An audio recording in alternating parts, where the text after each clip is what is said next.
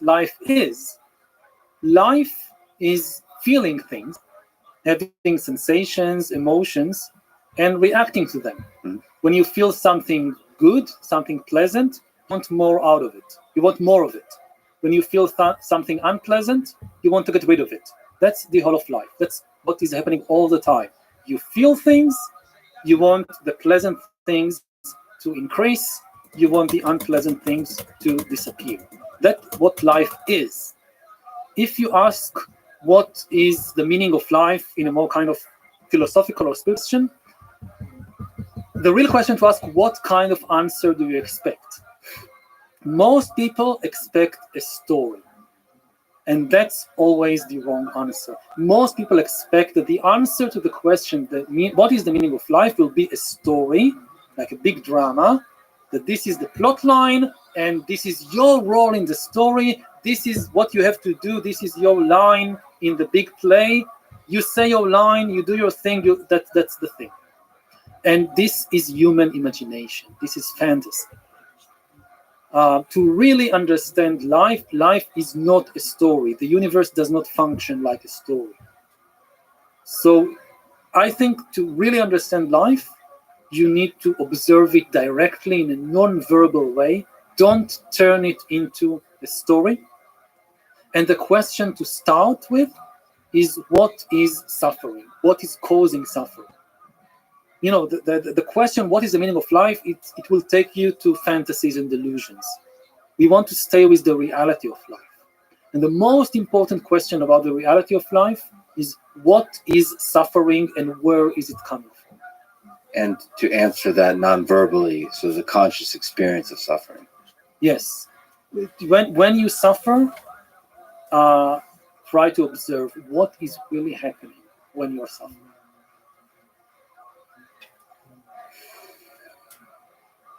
Well put. And I wonder if AI will also go through that same kind of process. On its way, if you develop consciousness or not. At present, it's not. It's just words. It will just say to you, please don't hurt me, Yuval. Again, as I've mentioned to you, I'm a huge fan of yours. Thank you for the incredible work you do. This conversation has been a long time, I think, coming. It's a huge honor to talk to you. This was really fun. Thank you for talking to me. Thank you. I really enjoyed it. And as I said, I think the long form is the best form. Yeah, I loved it. Thank you.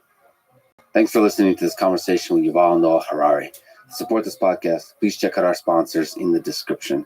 And now, let me leave you with some words from Yuval Noah Harari himself.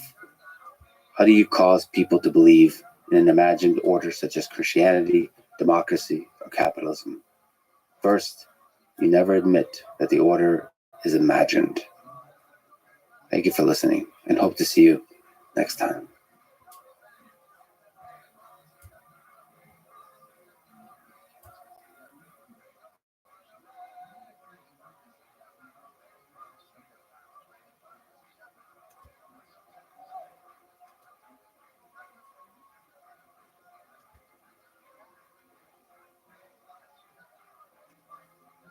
We should never, and I never, sit aside and say, oh, they're just threatening to destroy us.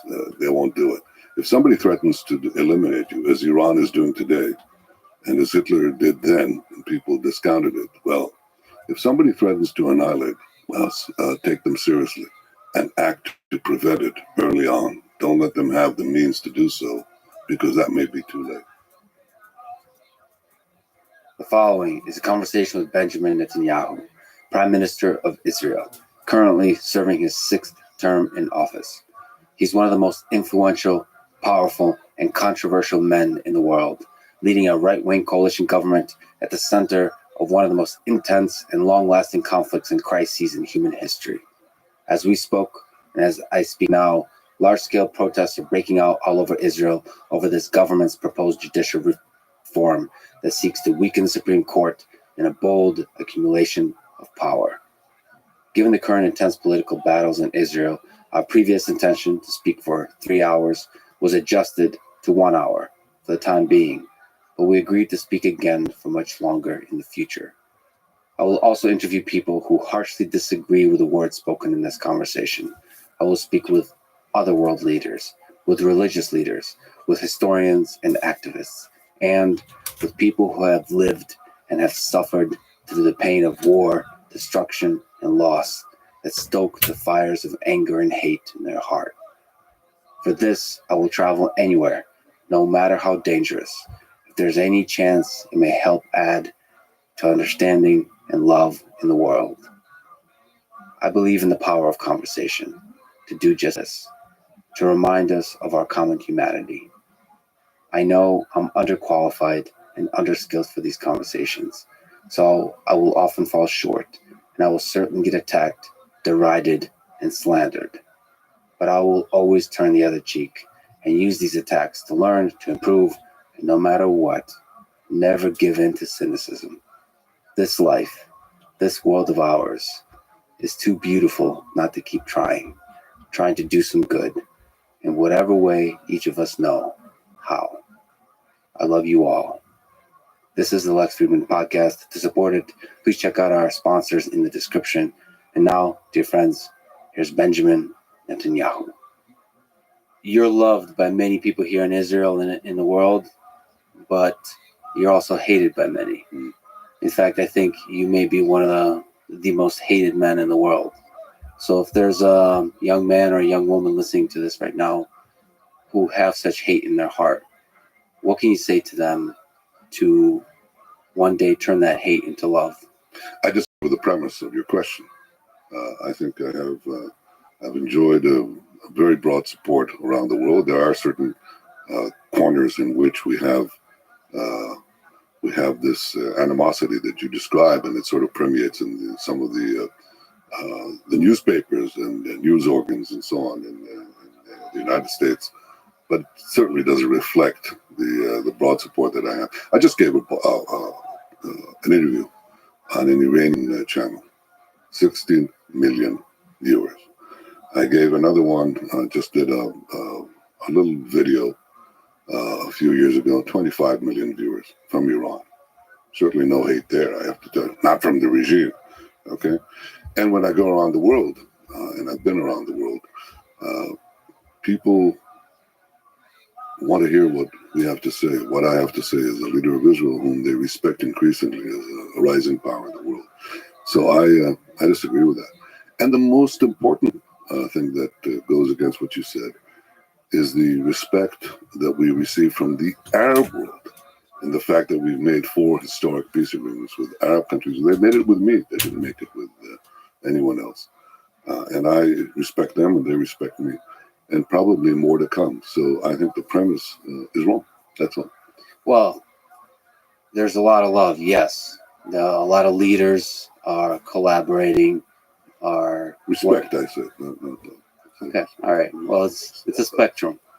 But there is people who don't have good things to say about Israel, who do have hate in heart for Israel. Yeah. And what can you say to those people? Well, I think they don't know very much. I think they're guided by a lot of ignorance. They don't know about Israel. They don't know that Israel is a stellar democracy, that it happens to be one of the most advanced societies on the planet, that what Israel develops helps humanity in every field, in medicine, in agriculture, in the environment, and telecoms, and talk about AI in a minute, but changing the world for the better. And spreading this among 6 continents. We've sent rescue teams more than any other country in the world, and we're 1/10 of 1% of the world's population. But when there's an earthquake or a devastation in Haiti or in the Philippines, Israel is there. When there's an earthquake, a devastating earthquake in Turkey, Israel was there. When there's something in Nepal, Israel is there. And it's the second country. It's the second country. After, in one case, or after another case, the United States, Israel is there. Tiny Israel is a benefactor to all of humanity. So you're a student of history. If I could just linger on that philosophical notion of hate, that part of human nature. If you look at World War II, what do you learn from human nature, from the rise of the Third Reich and the rise of somebody like Hitler and the hate that permeates that? Well, what I've learned is that you have to nip bad things in the bud. You have to, there's a Latin term that says, obsta principi, stop bad things when they're small. And the deliberate hatred, the incitement of hatred against one community, its demonization, delegitimization that goes with it, is a very dangerous thing. And that happened in the case of the Jews. What started with the Jews soon spread to all of humanity. So what we've learned is that's what we should never, and I never sit aside and say, oh, they're just threatening to destroy us. They won't do it. If somebody threatens to eliminate you, as Iran is doing today, and as Hitler did then, and people discounted it, well, if somebody threatens to annihilate us, take them seriously and act to prevent it early on. Don't let them have the means to do so, because that may be too late. So in those threats, underlying that hatred, how much of it is anti-Zionism and how much of it is anti-Semitism? I don't distinguish between the two. You can't say, well, I'm okay with Jews, but I just don't think there should be a Jewish state.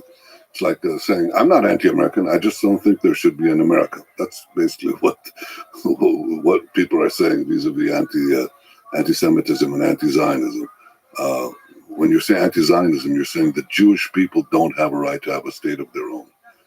And that is a denial of a basic principle that I think completely unmasks what is involved here.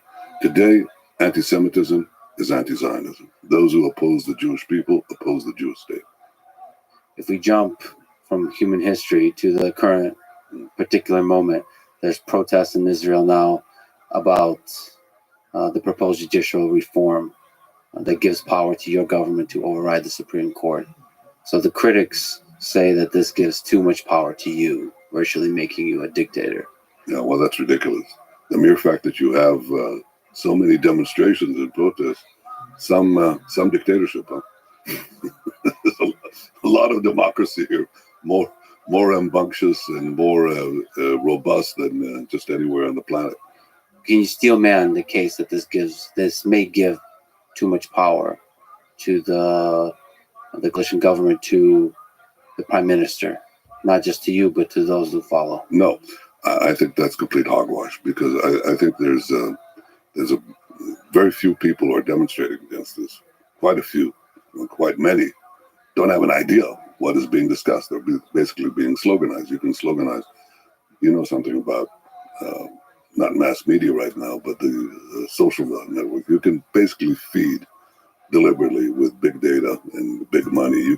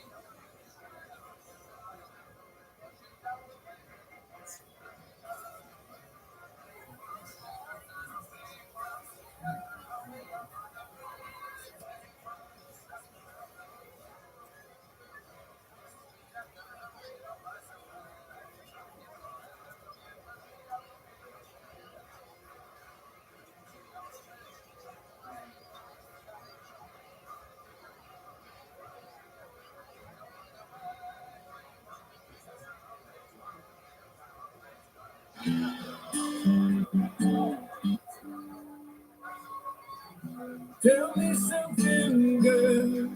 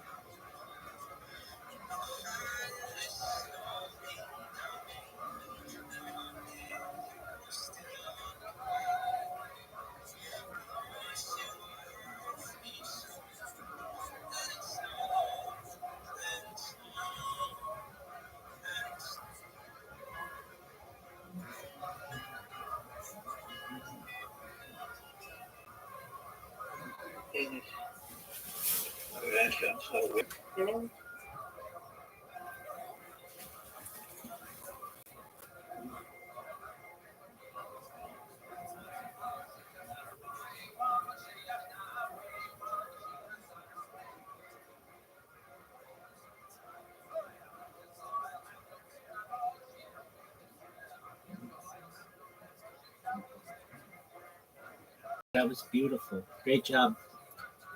I'm Rabbi Rothschild. I will be singing Lady Gaga and Bradley Cooper's Shallow from A Star is Born. Shout out to everybody here. You are loved. I hope everybody has a wonderful day wherever you are.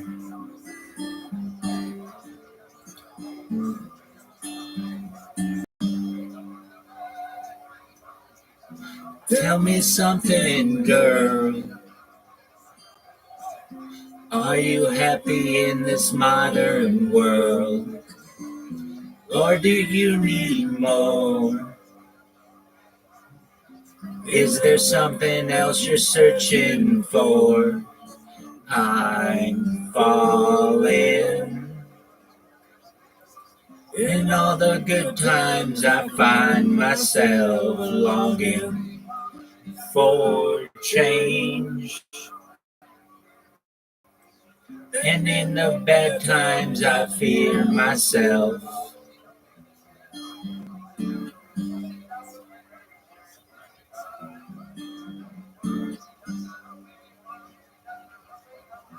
Tell me something, boy. Aren't you tired trying to fill that void? Or do you need more? Ain't it hard keeping it so hardcore? I'm falling. In all the good times, I find myself longing for change. And in the bad times, I fear myself. I'm off the deep end, watch as I dive in. I'll never meet the ground. Crash through the surface where they can't hurt us. We're far from the shallow now. In the shallow. In the shallow. In the shallow. We're far from the shallow now. Ooh,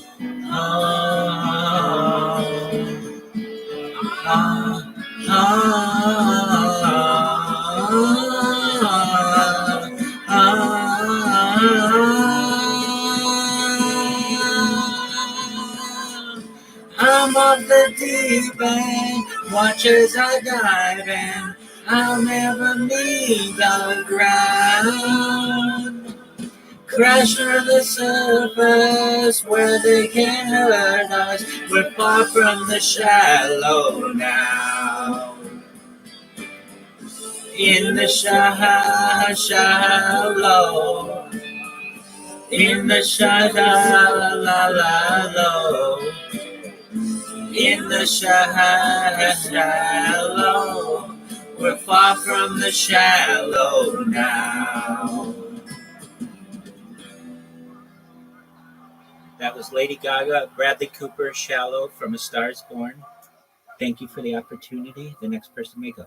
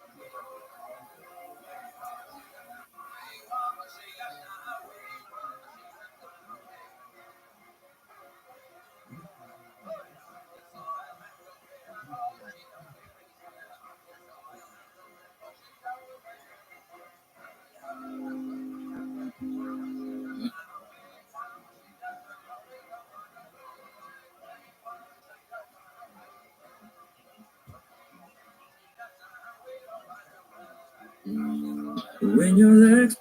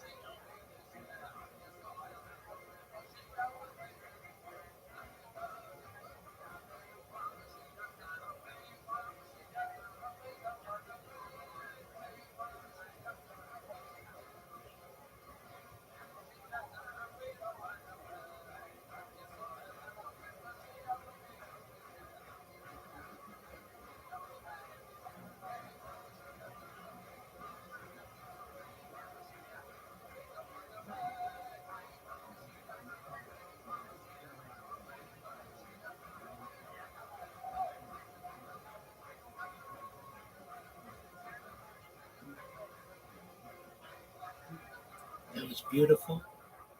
It's a privilege to be here with all of you. This is Thinking Out Loud by Ed Sheeran. When your legs don't work like they used to before, and I can't sweep you off of your feet, will your mouth still remember the taste of my love? Will your eyes still smile from your cheeks? Darling, I will be loving you till we're 70. And baby, my heart could still fall as hard at 23. And I'm thinking about how people fall in love in mysterious ways. Maybe just the touch of a hand. Well, me, I fall in love with you every single day. And I just want to tell you I am. So honey, now take me into your loving arms. Kiss me under the light of 1,000 stars.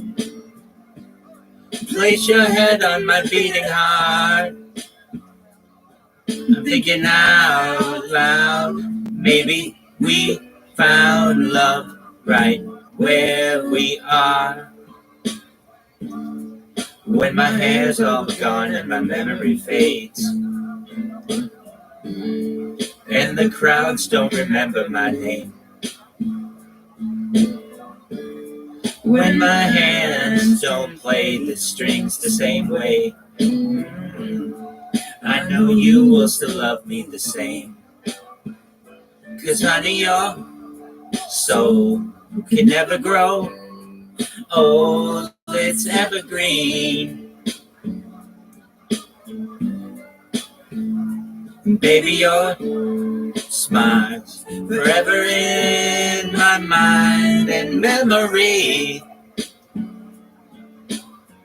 I'm thinking about how people fall in love in mysterious ways. Maybe it's all part of a plan.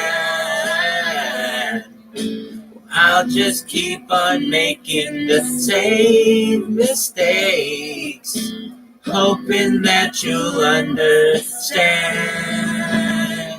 But baby, now take me into your loving arms. Kiss me under the light of 1,000 stars. Place your head on my beating heart. I'm thinking out loud that maybe we found love right where we are. Shout out to everyone in the camp karaoke. You are all wonderful people. I hope only blessings are bestowed upon you and your families and your friends. Shout out to everyone out there who is going through a tough time. Everything will be okay. Stay strong, everybody. So baby, now take me into your loving arms. Kiss me under the light of 1,000 stars. Oh, darling, place my head on your beating heart. I'm thinking out loud that maybe we found love right where we are. Maybe we found love right where we are. And we found love right where we are. That was Thinking Out Loud by Ed Sheeran. Thank you so much for the opportunity. The next person may go.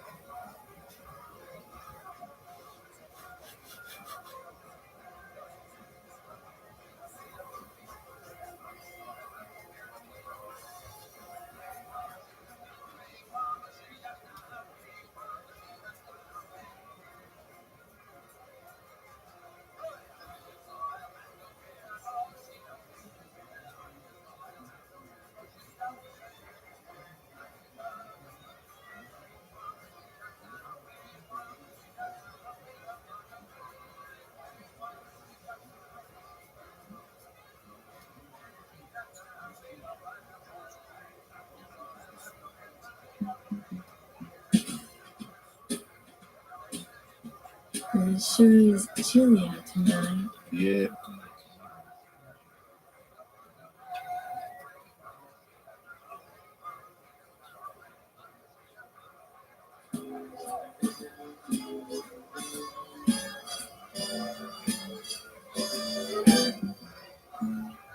I really can't.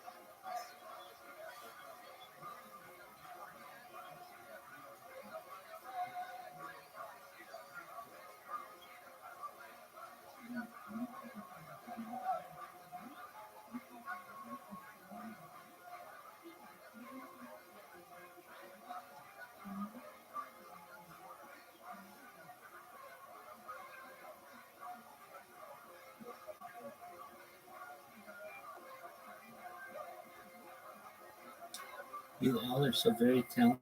It is a privilege to be amongst all of you. I really can't stay. It's cold outside. Got to go away. Baby, it's cold outside. This evening has been a beautiful, very night. I'll hold your hands. They're just like mine. We'll start to beautiful. Will be placing the fullest in the fireplace. Really, I bet it's so beautiful. Please don't maybe just a half a drink. I'll put some records on while I play this my thing. But baby, it's bad out there. Sing what's in this drink, no caps to be had out there. I wish I knew how hard the starlight to break this spell. Take your hat, your hair, start to say no. Mind if I move in? At least I'm gonna say that I just lack the sense of hurt. If I really can't stay, really can't hold out. Maybe it's cold outside. You're very pushy. I like to think that it was not optimistic. I simply must go. It is cold outside. The answer is no, baby. It is cold outside. The welcome has been. I love you that you dropped it. Look out the window at the storm. Gosh, your lips look delicious. Waves upon a tropical shore. Gosh, your lips are Maybe delicious. just a cigarette. Never such a blizzard before. I gotta get home, baby, you freeze out there. Say, lend me your comb, it's up to your knees out there. You really been grand, I feel when I touch your hand. How can you do this thing to me? Not to be a top tomorrow. Think of wildlife, Still be I got pneumonia and I really can't stand it. Baby, it's cold. I'm cold outside. Okay, fine. Just another drink. That took a lot of convincing. That was Adina Menzel and Michael Bublé. Baby, it's cold outside. Thank you for the opportunity to sing. The next person may go.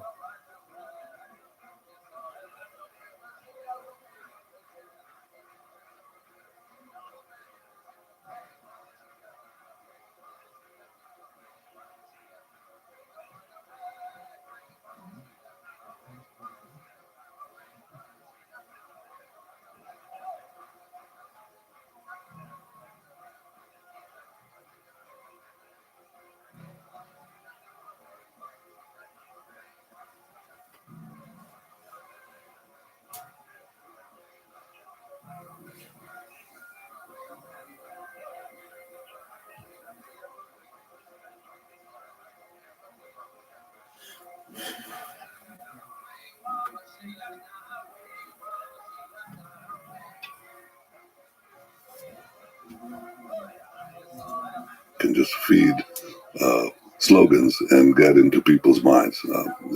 I'm sure you don't think I exaggerate.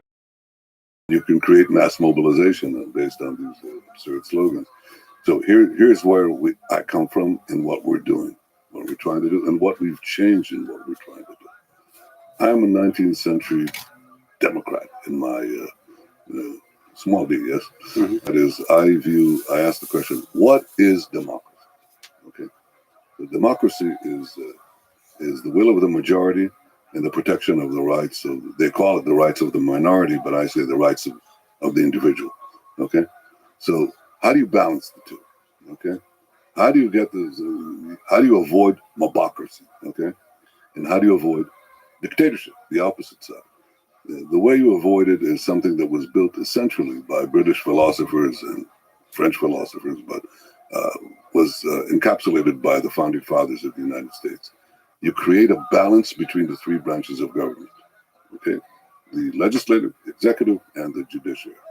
And this balance is what assures the balance between majority rights and individual rights. And you have to balance all of them, okay? That balance was maintained in Israel in its first 50 years and was gradually overtaken and basically broken by the most activist judicial court on the planet. That's what happened here. And gradually over the last 2-3 decades, the court arrogated for itself the powers of the parliament and the executive. So we're trying to bring it back into line. Bring it back into line into what is common in all parliamentary democracies and in the United States. Doesn't mean taking the pendulum from one side and bringing it to the other side. We want checks and balances, not unrivaled power. Just as we said, we want an independent judiciary, but not an all-powerful judiciary. that balance does not mean bringing it back into line. Doesn't mean that you can have the Parliament, our Knesset, override any decision that the Supreme Court does. So I pretty much early on said, after the judicial reform was introduced, get rid of the idea of a sweeping override clause that would have, with 61 votes, that's majority of one, you can just nullify any Supreme Court decision. So let's move it back into the center. So that's gone. And most of the criticism on the judicial reform was based on an unlimited override clause, which I've said is simply not going to happen. People are discussing something that already for 6 months does not exist. Second point that we received criticism on was the structure of how do you choose Supreme Court judges? Okay, how do you choose them? And the critics of the reform are saying that the idea that elected officials should choose Supreme Court judges is the end of democracy.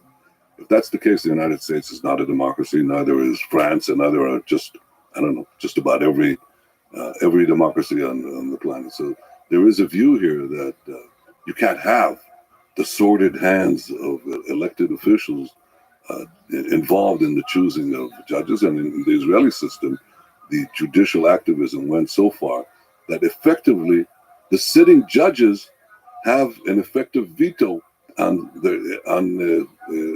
choosing judges, which means that this is a self-selecting court that just perpetrates itself. And we want to correct that. Again, want to correct it in a balanced way. And that's basically what we're trying to do. So I think there's a lot of misinformation about that. We're trying to bring Israeli democracy to where it was in its first 50 years. And it was a stellar democracy. It still is. Israel is a democracy. It will remain a democracy, a vibrant democracy. And believe me, the fact that people are arguing and demonstrating in the streets and protesting is just is the best proof of that. And that's how it'll remain. We spoke about tech companies offline. There's a lot of tech companies nervous about this judicial reform.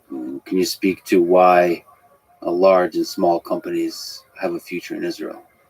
Because Israel is a free market economy. I had something to do with that. I introduced dozens and dozens of free market reforms that made Israel move from $17,000 per capita income to, within a very short time, to $54,000. That's nominal GDP per capita, the IMF.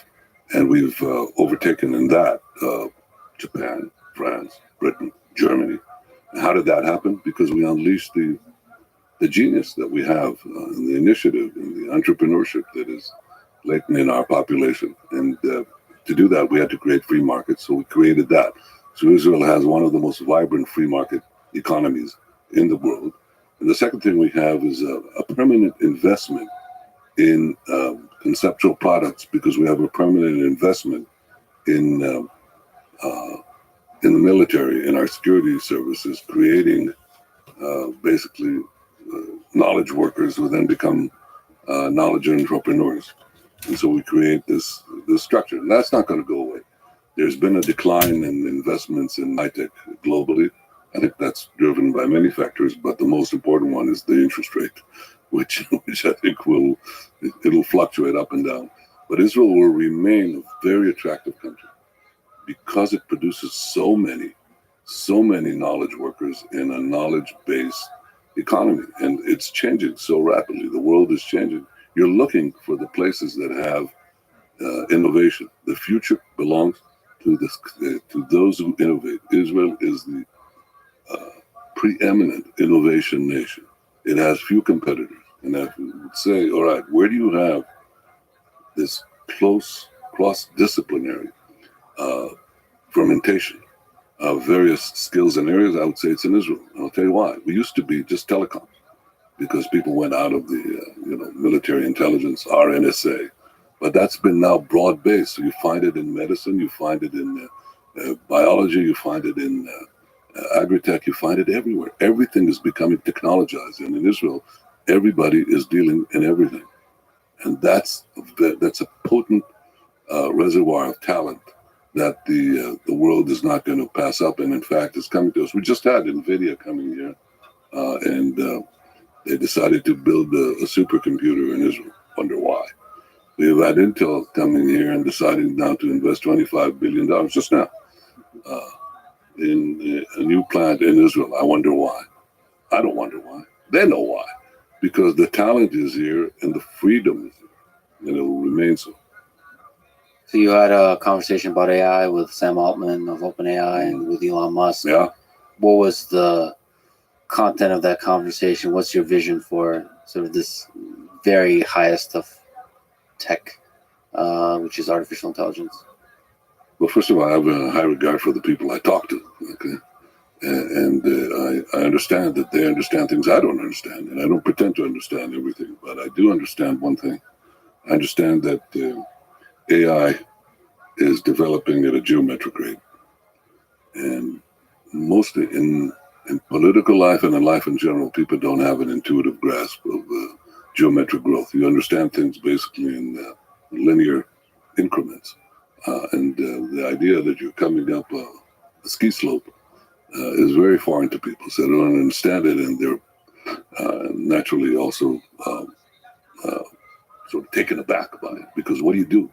Okay, so I think there's several conclusions from my conversations with them and from my other observations that I've been talking about for many years. I'm talking about the need to do this. Well, the first thing is this: there is no possibility of not entering AI with full force. Secondly, there is a need for regulation. Third, it's not clear there will be global regulation. Fourth, And we don't know about the long term. no, I don't know about the long term, but I used to have the comfort, being a free market guy. I always said, we're going to produce more jobs than, by, limiting certain government jobs. We're actually putting it, we're going to create competition. They said, you're going to rule in the other companies. So that was a comforting thought. I always knew that was true. Okay. Not only in the semi-socialist creed that they had here. They said, you're going to make the rich richer and the poor poor. No, and a lot richer on the lower enormous productivity. Very few people are producing enormous added value. You're going to have to tax that to pass it to the others. Okay, you're going to have to do that. That's a political question. I'm not sure how we answer that. What if you tax and somebody else doesn't? An issue that we constantly have to deal with. And the second question you have is, people will spend more time self-searching, more time in our politics. And I'm not sure where it's going to go. And that's something we have to respond to at the nation level and just as a human civilization. Both the threat of AI to just us as a human species, and then the effect on the jobs, and like you said, it's on record. And we don't say we'll check it after our lifetime. No, we'll see it in a few years. We'll see it in a few years. I'm really concerned about cybersecurity and the nature of how that changes with the podcast is that you want to put barriers to monopoly. And if you're a really able competitor, you're going to create a monopoly. That's what Peter Thiel says is a natural course of things. It's to be very careful on how you resolve the corollary is here. We don't want Iran, which is...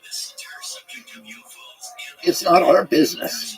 So why are we messing with this? It's not our job to change that regime. And we should be making friends with Russia. We shouldn't. That's not weakening Putin at all. Science and engineering. These two pursuits are, to me, laws of nature, and leveraging them cannot flourish without epistemic humility, without debate. Disagree. I believe Robert's voice should be part of the debate. To call him a conspiracy theorist and arrogantly controversial topics like the pandemic is equal. I recommend that people read and listen to Robert F. Kennedy Jr., that people read and listen to Vincent Naccaniello from This Week in Virology, Dan Wilson from Debunk the Funk, and the Twitter and books of Paul Offit, Eric Topol, and others who are outspoken in their disagreement with Robert. In this process of disagreement, everybody has a lesson to teach you, but we must have a simple big question. What I love about the country, the landscapes and the waterways and the actions of the neocons in recent decades, who exemplary nation in the sense that we were an example of democracy all over the world. When there were 6 democracies.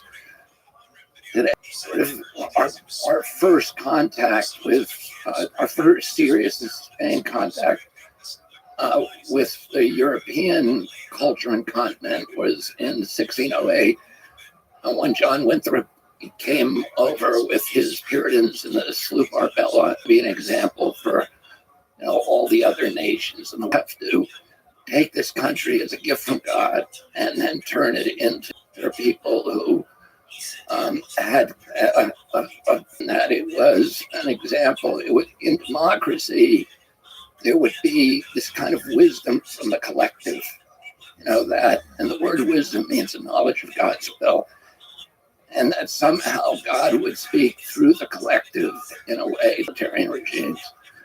And, I think that that's something that, even though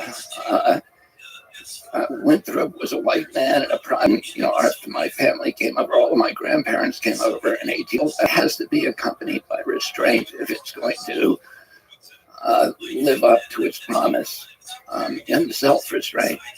What it means is the capacity for human beings to exercise and to fulfill their creative energies unrestrained as much. Father, my uncle was asked when he first met what he believed his best quality was, his strongest virtue, and she thought that he would say courage. Who received the Purple Heart, and he had a very kind of famous story of him as a hero in World War II, and then he had come home and he had written a book, which was a series of incidents where American political leaders made decisions to embrace principle, even though their careers were at stake, and in most cases were destroyed by their choice. So she thought he was going to say courage, but he didn't. He said curiosity. And I think, looking back at his life, that that's adversaries. And he always said that if the only way that we're going to have peace is if we're able to put ourselves in the shoes of our adversaries, understand their behavior and their contact.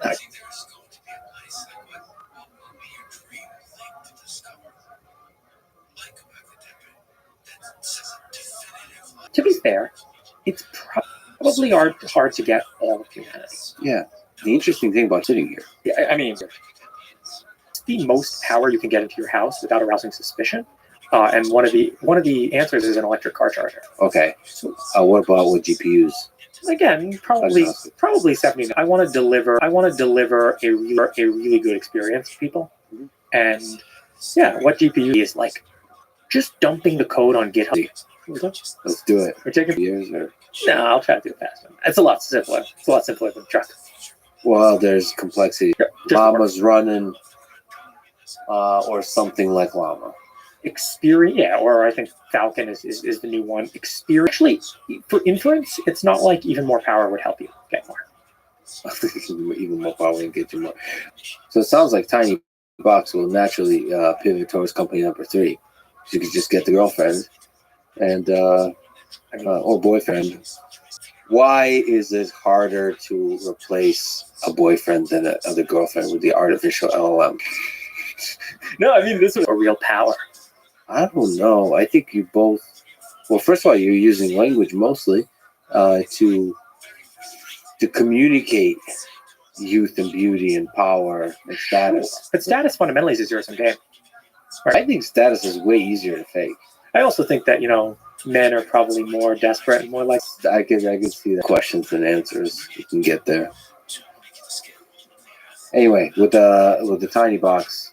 Oh man! And I'll tell you why it's 6. I want to leave enough lanes for some drives, and I want to leave enough lanes for some box to be able to sit comfortably in your room.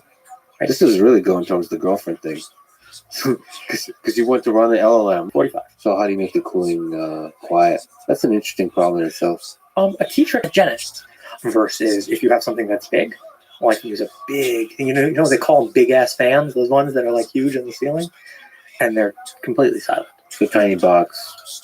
But that's my constraint there. No, it has to be. I want it to be like the Mac, Tiny Box.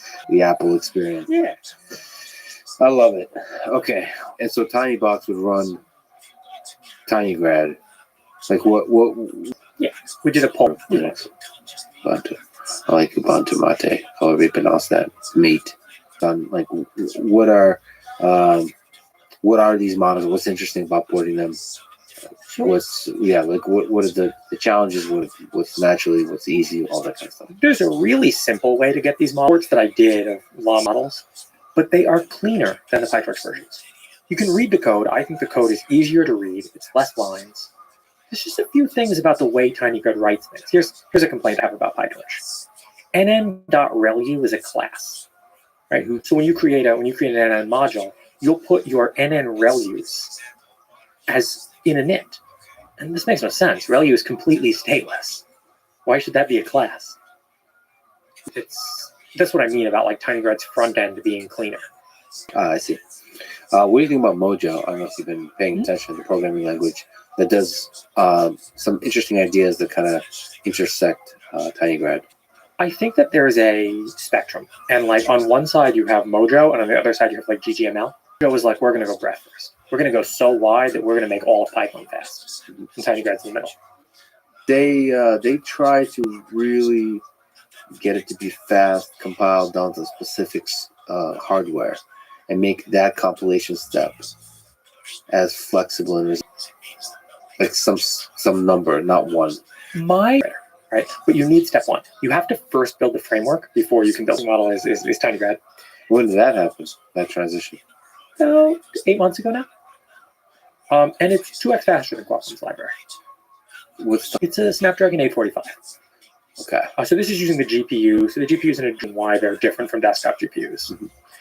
One of the big things is in a desktop GPU, you can use buffers. I want to be able to leverage it in a way that it's completely generic, right? So Xiaomi has a pretty good open source library for mobile GPUs called Mace, where they have these kernels, but they're all hand coded, right? So that's great if you're doing your performance is not. Since you mentioned OpenPilot, I'd love to get an update. Semi-autonomous driving. Almost no one talks about FSD anymore, and even less people talk about OpenPilot. We've solved the problem. Like, we solved it years ago. Solving means, how do you build a model that outputs a human policy for driving? How do you build a model that you have companies like Waymo and Cruise, which are hand coding these things that are like quasi-human policies. Then you have Tesla, and maybe even to more of an extent, Comma, asking, okay, how do we just learn human policy data? The big thing that we're doing now, and we just put it out on Twitter, at the beginning of Comma, we published a paper called Learning a Driving Simulator. And the way this thing worked was it's a state and these. Okay.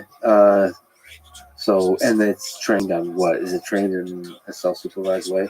It's trained on all the driving data to predict the next ramp pose. So it's actually a simulator. You can put in like a state action pair and get out the next state. Okay. So it transfers. Yeah. RL with a reward function, not asking, is this close to the human policy, but asking, would a human disengage if you did this behavior? Okay. Let me think about the distinction there.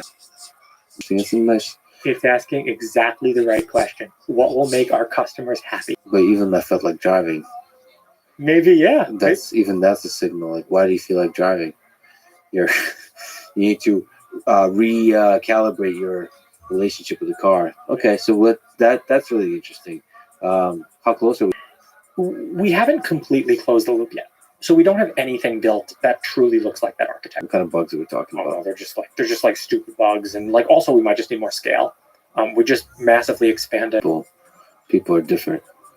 Yeah. Diversity of data. How would you evaluate how FSD is doing? Pretty well. Driving. Pretty well. How's that race going? They're not doing anything wrong. What have you seen? Anything Sure, they're probably saying all the same things we are. They're probably saying we just need to optimize, what is the rule? Yeah, I mean, that's good. It requires good software engineering, I think. Yeah. And the right kind of hardware. Yeah, hardware to run it. You still don't believe in cloud in that regard? I have a compute cluster in my OS. Compute cluster. I got it. It's not a data center. Yeah. No, data centers are clouds. We don't have clouds. A legal distinction. That's Sure, yeah. We have a compute cluster. You said that you don't think LLMs have consciousness, or at least not more than a chicken. Do you think they can reason? Is there something interesting to you about the word reason, about some of the capabilities that we think is kind of human, to be able to integration that feels novel? I can reason better than a lot of people. Hey, isn't that amazing to you, though? Isn't that like an incredible thing that but language feels like reasoning through the process of language, which looks a lot like thought. Making brilliancies in chess, which feels a lot like thought. Like, whatever new thing that AI can do, everybody thinks is brilliant, and then like 20 years go by and they're like, well, yeah, but chess, that's like mechanical. Like adding, that's like mechanical. So you think language is not that special? It's like chess. It's like chess, and it's I like, don't know. Because it's very human. We take it. Listen. There is something different between chess and language. Chess is a game that a subset of the population plays. Language is something we use. amazing chess. Of course, someone in 1960 will tell you that machine is intelligent. Someone in 2010 won't. What's changed, right?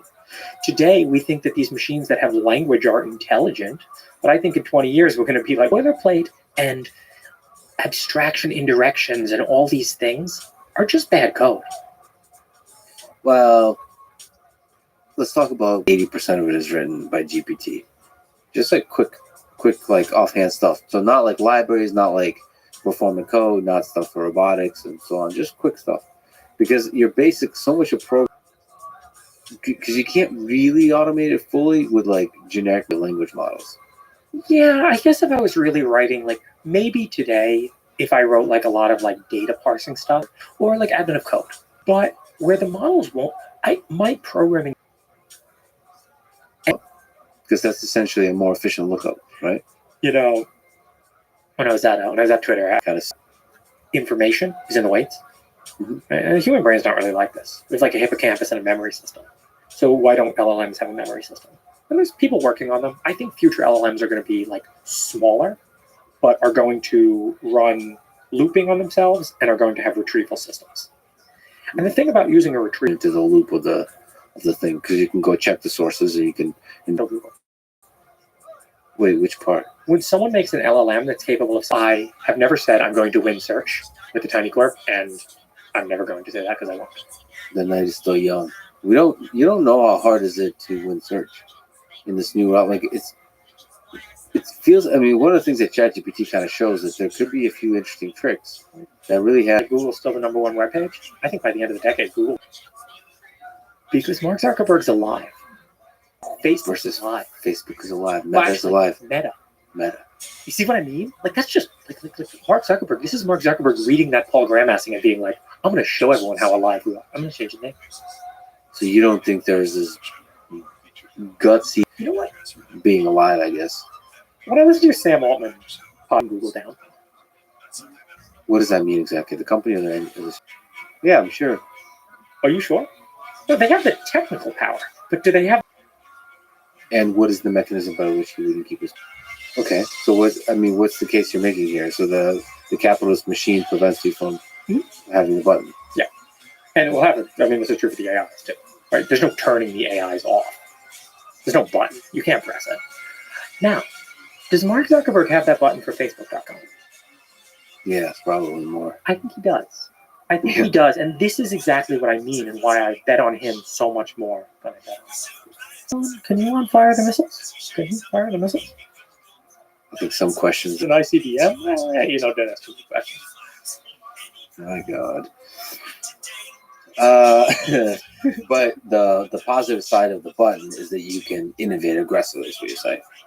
Which is what's required with turning LLM into a search engine. I would bet on a startup. I bet on, Because it's so easy, right? I bet on something that looks like Midjourney, but for search. Just nicely. Someone starts deploying a product that gets a lot of no. You'll see the roll apples on the front page when you search Apple. And That data is really, really powerful. It's the human supervision. The conversation Mark Zuckerberg, ultimately is a good thing here.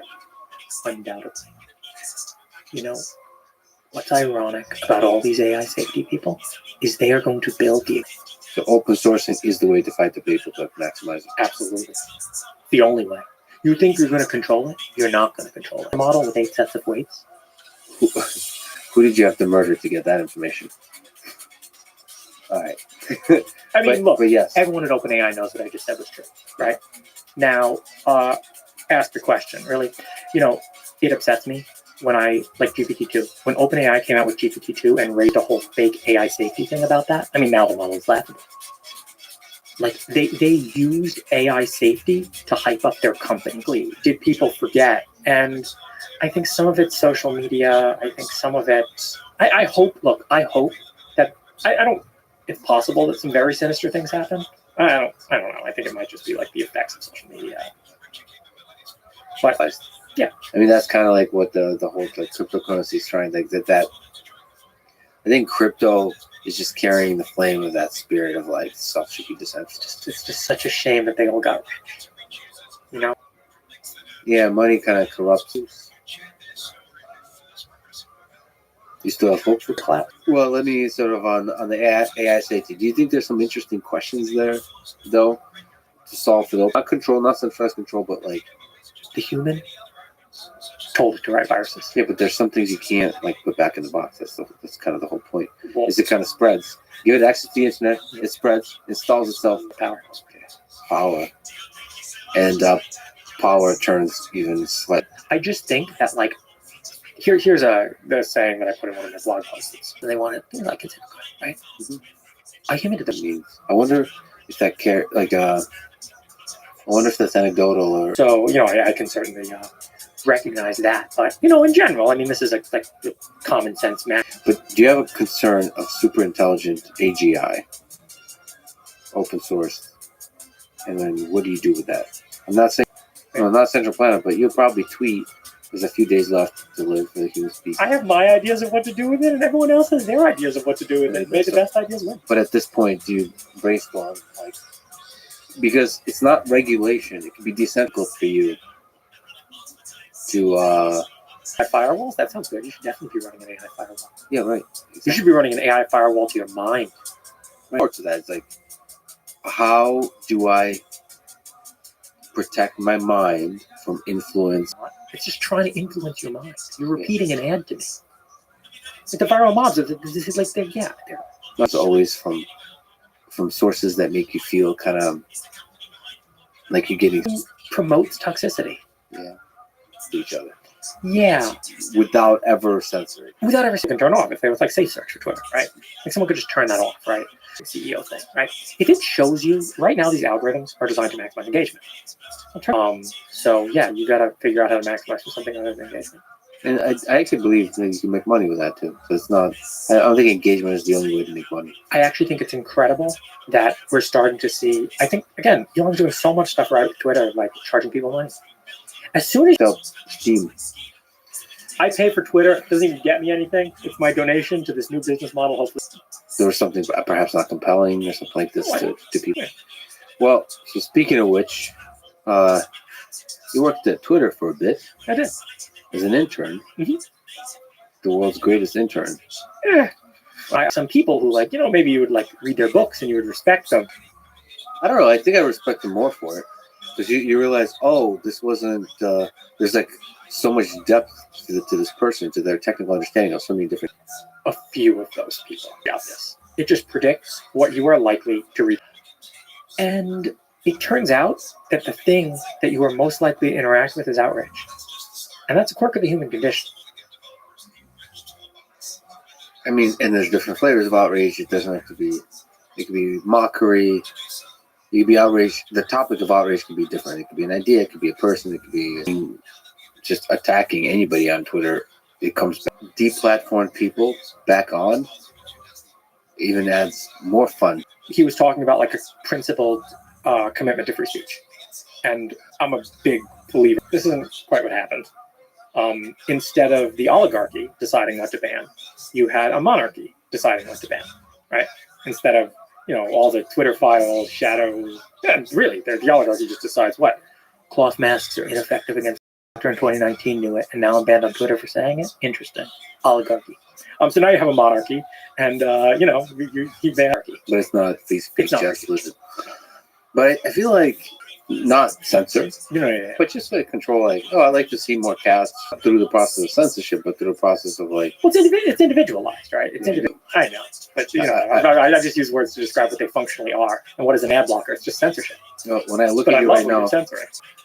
you can use the word censorship that way, but usually when people get very sensitive about the censorship thing, I think when anyone is allowed to, for me, like what I really value, especially in the space of ideas, but the high quality ones. So not derision, right? Maslow's hierarchy of argument. I think there's a real word for it. Probably. Yeah. There's just a way of talking that's like snarky and so on that somehow gets people on Twitter and they get excited and so on. You have like ad hominem refuting the central point. I've like seen this as an actual pyramid. Yeah, and it's Well, with that, it's not going to win in a free market. If engaging is what wins in a free market, well, old code bases. You step in and that you need refactors before features. This code base was, and look, I've worked at Google, I've worked at Facebook. Facebook has the best code. When Twitter released in 2005, right? It looks like 2005 era. there's so many products, so many teams, right? It's very difficult to. So like I can imagine the number of software engineers that could recreate Twitter is much smaller than to recreate Google.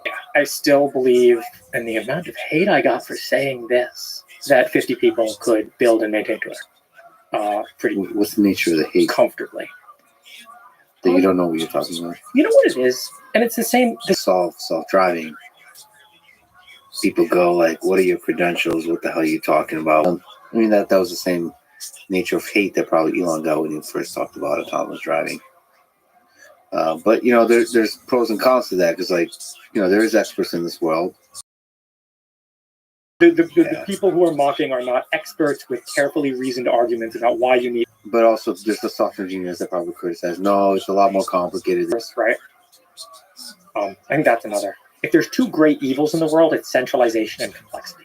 Yeah, and one of the sort of hidden side effects of software engineering is like finding pleasure in complexity. Object-oriented programming kind of idea. You don't like. Not often do people tell you like, do the simplest possible thing. There's so much boilerplate, so many classes, so many like designs and architect stuff, and then there's this like code base that follows you along and puts pressure on you, and nobody feel like, oh well, I follow good software engineering practices. It's an interesting trade-off because then you look at like the ghetto-ness of like Perl and the old like how quickly you can just write a couple lines and just get stuff done. That trade-off is interesting, or Bash, or whatever. And I put a ton of effort in TinyGrad into making sure if you change the code and the tests pass, the more you trust your tests, the more you're like, oh, I got a pull request and the tests pass, I feel okay to merge that, the faster you can make progress. So you're always programming well. The real thing that I spoke to a bunch of motion systems. The way that you got promoted at Twitter was you wrote a library that a lot of Because like from an individual perspective, how do you incentivize? How do you create the kind of incentives that will lead to a great code base? at and at TinyCorp is you have to explain it. You have to explain what this code does. Right? By the way, obviously we can have a conversation about this. It's not dictatorial, but if you're like, right? But that requires people that overlook the code at the highest levels to be like, Comma has an extreme amount of politics, and they're all right. Elon does the same thing. Now, the thing about my dictatorship is here are my values. it's just transparent. It's transparent. It's a transparent dictatorship, right? And you can So you mentioned rewrite before or is first of all identify the pieces, architecture, and all the different microservices. And the thing that I was working on there, look, it wasn't like taken by people like honestly. It wasn't like and as long as the AI, more power to them, I'll die. If the AI is good, like robustness, I trust robustness. I create worlds. Every game creator, how are you an atheist, bro? If you create worlds, who's a pajama? No one created our world, man. That's different. Have you heard about the Big Bang and stuff? Yeah, what's the Skyrim myth origin story in Skyrim? I'm sure there's some part of it in Skyrim, but it's not like if you ask the creators. It struck me one day how just silly atheism is. Of course we were created by God. It's the most obvious thing. that a video game kind of has come in the end. Like a video game is usually not going to have crazy stuff. You know, people will come up with, this God didn't believe in God. He'd be as silly as the atheists here.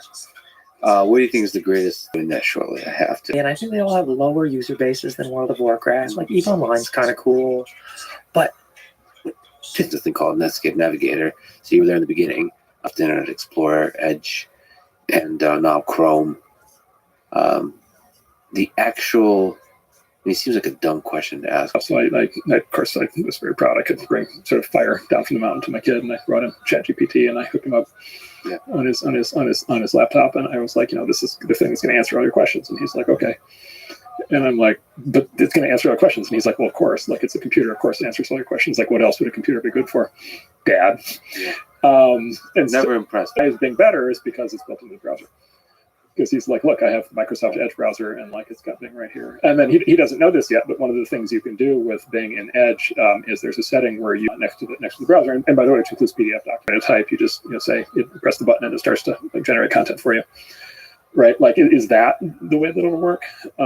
Is it going to be there's a real possibility that there's a possibility here that the whole idea of the screen and Windows and all this stuff just goes away, because like, why do you need Apps that you can use, you don't really use them, being a Linux guy and Windows guy. There's one window, the browser. Phone, you can also have, and that seems like an obvious. There could be others. It could be like a Bing app. There could be a Google app that just doesn't really do search, but and it changes. It changes the nature of the internet, because where the content is hosted, who owns the data, who owns the content, what is the kind of content you create, how do you make money by creating content, who are the content creators. It can be anything you want. And as the world will evolve, there could be different programming languages, it can be animated, maybe it's three-dimensional and so on. Yeah, it's interesting. Do you think we'll still have the web browser? every AI will be able to give you a browser whenever you want. Oh, interesting. And if you want to jailbreak, you want to actually get free. The web browser is the FU to the man. You're allowed to. That's the free internet. Yeah. The breakthrough was it made it in 4 lines of rule code, and you could start publishing content on it, and you could set whatever rules you want for the content, whatever censorship, no censorship, whatever you want. You could just do that. As long as you had an IP address, you get back a little bit more to the Wild West. Like the Wild West is still out there.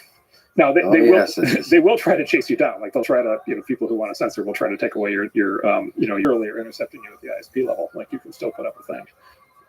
It's all there page and told them to develop PageRank. Like you can. For a bit, web browser. Tell the story of that. How did it evolve into Netscape Navigator? This is the early days.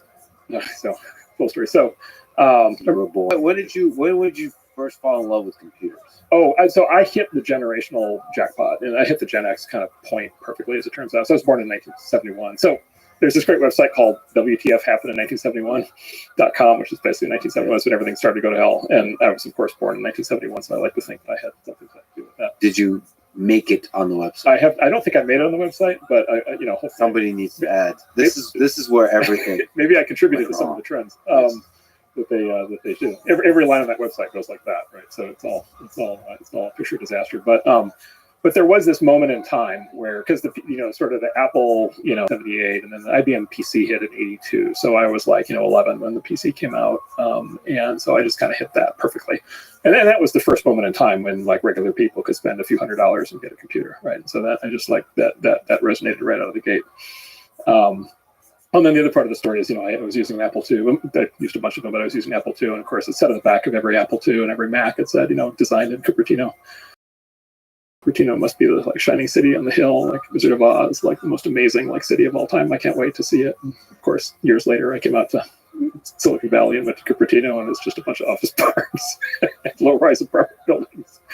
So the aesthetics were a little disappointing, but it was the vector, right, of the creation of a lot of this stuff. So then basically, part of my PC is then the other part is when Al Gore says that he created the internet. He actually is correct in a really meaningful way, which is he sponsored a bill in 1985 that essentially created the modern internet, created what is called the NSFNet at the time, which is sort of the first really fast internet backbone.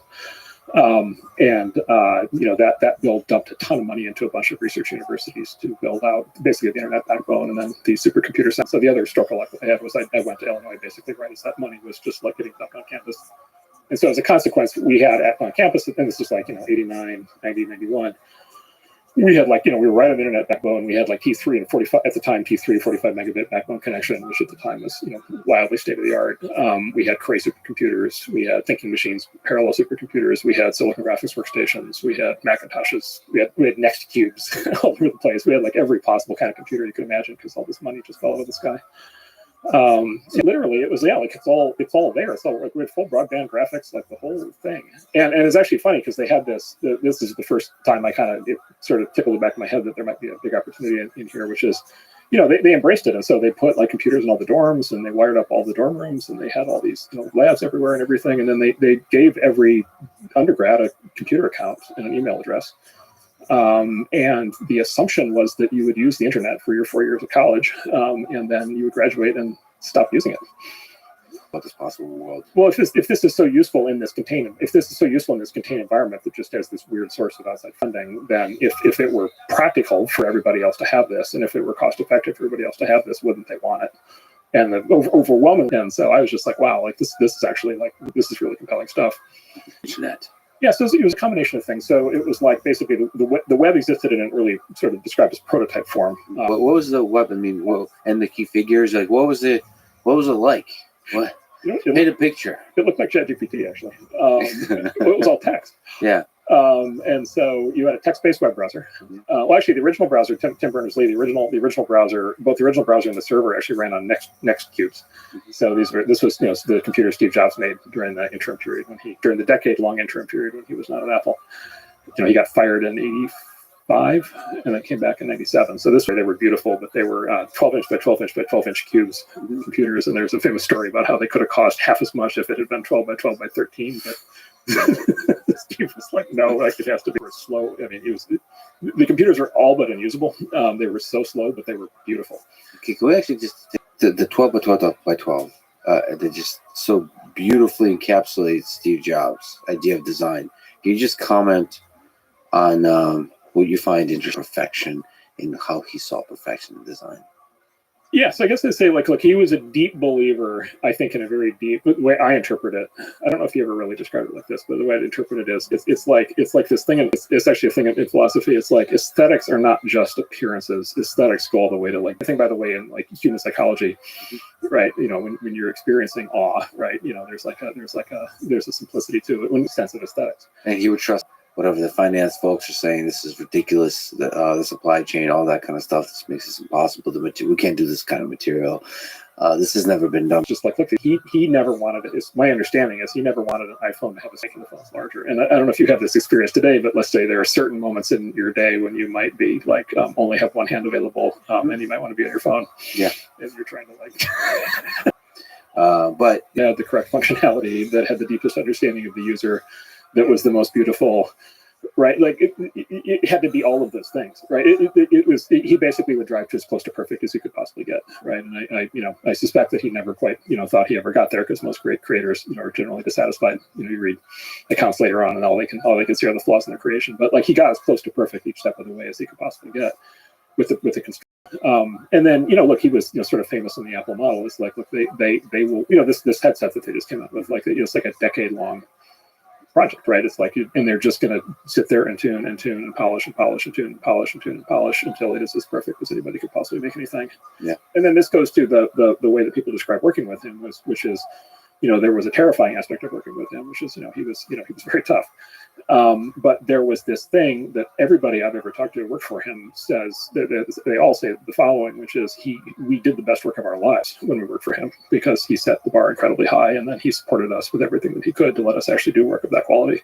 And so a lot of people, even if so I say exactly. So the Silicon Valley, I mean, look, he's not George Patton in the in the Army. There are many examples in other fields that are like this. Specifically in tech, it's actually, I find it very interesting. There's the Apple way, which is felony, which basically says ship early and often and iterate. And one of the things I find really interesting is, I'm now 30 years into this, there are very successful companies, and that is a fundamental difference, right, in how to operate and how to build and how to create, that you have world-class. And my suspicion is the answer is do both. The answer is you actually want both. They lead to different with the sort of wait and make it perfect approach. But again, you can find examples in both directions. So it was text-based. Tim Berners-Lee. Well, there was the web, which was text-based, but there were no. I mean, there was like 3 websites. There was like no, right? So it was, and then if in the beginning, if you had to be on a Nextcube, right, you need to have a Nextcube both to publish and to consume. So there were $6,000. You said there were limitations. Like, yeah, $6,000 PC. They did not sell very many. There was also FTP, and there was Gopher, which was an early menu-based information retrieval system. There were like a dozen different sort of scattered ways that people would get the information on the internet. And so the Mosaic idea was basically bring those all together, make the whole thing graphical, make it easy to use, make it basically bulletproof so that anybody can do it. And then again, just on the luck side, it so happened that this was right at the moment when when the GUI sort of actually took off. And we're now also used to the GUI that we think it's been around forever, but it didn't really, the Macintosh brought it out in '85, but they actually didn't sell very many Macs in the '80s. It was not that successful of a product. It really was, you needed Windows 3.0 on PCs, and that hit a moment when you could imagine actually having a graphical user interface to write at all, much less one to the internet. How old did Windows 3 sell? So was that the really big? That was a big bang. The big graphical operating system. Well, this is the classic. Okay, there's Microsoft was operating on the other. So Steve, Apple was running on the Polish Intel, right? So actually, the original Windows, in the original Microsoft Windows, the windows were not overlapping. Yeah. And so you have these very small, very low resolution screens, and then you had literally, it just didn't work. It wasn't ready yet. Well, and Windows 95, I think, was a pretty big leap also. That was a big leap too. Yeah. So that was like bang, bang. And then of course Steve, and then in the phone, such exciting time. And then we were off to the races. Because nobody could have known what would be created from that. Well, Windows 3.1 or 3.0, Windows 3.0 to the iPhone, like that ramp was, in retrospect, at the time it felt like it took forever, but that, in historical terms, like that was a very fast ramp from even a graphical computer at all on your desk to the iPhone. It was 15 years. So. Did you have a sense of what the internet will be as you look into the window of Mosaic? Like what? There's just a few web pages for now. So the thing I had early on was I was keeping at there's disputes over what was the first blog, but I had one of them that at least is a possible at least a runner-up in the competition, and it was what was called the What's New page, and it was like hardwired and distribution unfair advantage. I put it right in the browser. I put it in the browser, and then I put my resume in the browser. Yeah, also was hilarious. But I was keeping not many people get to do that. So no. Good call. Yeah, and early days. Yes. It's so interesting. I'm looking for my about. Oh, Mark is looking up. Yeah, exactly. So the What's New page, I would literally get up every morning, and I would every afternoon, and I would basically, if you wanted to launch a website, you would email me. And I would list it on the What's New page, and that was how people discovered the new websites as they were coming out. It literally went from it was like one every couple days to like one every day to like 2 every day. And then, so you're doing so that blog was kind of doing the directory thing. So what was the homepage? So the homepage was just basically trying to explain even what this thing is that you're looking at, right? The basic instructions. But then there was a button. There was a button that said "What's New," and what most people did was they went to, for obvious reasons, went to "What's New." Yeah. But like it was so mind the internet that people could see it for the first time. Yeah. The basic idea was, look, it's like literally, it's like an Indian restaurant in like Bristol, England has like put their menu on the web, and people were like, wow, whoa, because like that's the first restaurant menu on the web. Yeah. And I don't have to be in Bristol, and I don't know if I'm ever gonna go to Bristol, and I don't like Indian food, and like, wow. Right. And it was like that. The first streaming video thing, Coffee Pot up as the first streaming video thing. And he put it on the web because it was the coffee pot down the hall. Yeah. And he wanted to see when he needed to go refill it. But there was a point when there were thousands of people like watching that coffee pot because it was the first thing you could watch. So you could get kind of this weird bastardized version if you were on AOL, which wasn't really real, or you had to go like learn what an ISP was. In those days, PCs actually didn't have TCP/IP drivers come pre-installed, so you had to learn what a TCP/IP driver was. You had to buy a modem. You had to install driver software. I have a comedy routine I do. So it's like 20 minutes long, describing all the steps required to actually get on the internet. And so you had to look through these practical. Yeah. Well, and then you needed to look through that current state of affairs and say, actually, there's going to be so much demand for it. Once people figure this out, there's going to be so much demand for it that all of these practical problems are Exciting. Do you remember progressive JPEGs? Yeah. Do I? A line, and then you could sweep back through again and through because it gave you something to watch. Yeah, and there's applications in various domains for that. Exactly. That did come up, but it wasn't even that. It was more just like all the serious. The argument went. The purists basically said all the serious information in the world is text. If you introduce images, you basically are going to bring in all the trivial stuff. You're going to bring in magazines and all this crazy, just stuff that people it's going to distract from it. It's going to go take away from being serious, being frivolous. Well, was there any Doomer type arguments about the internet destroying all of human civilization or destroying some fundamental fabric of human civilization? Yeah, so in those days it was all around crime and terrorism. So those arguments happened. The internet having like an effect on politics, that was way too far off. But there was an enormous panic at the time around cybercrime. There was like enormous panic that like your credit card number would get stolen. Widely used piece of consumer software that had strong encryption built in, that made it available to ordinary people. And at that time, strong encryption was actually illegal to export out of the U.S. So we could field that product in the U.S. We could not export it because it was classified as a munition. So the Netscape browser was on a restricted list along with the Tomahawk missile. It's a version with deliberately weak encryption to sell overseas with a big logo on the box saying "Do not trust this," which it turns out makes it hard to sell software when it's got a big logo that says "Don't trust it."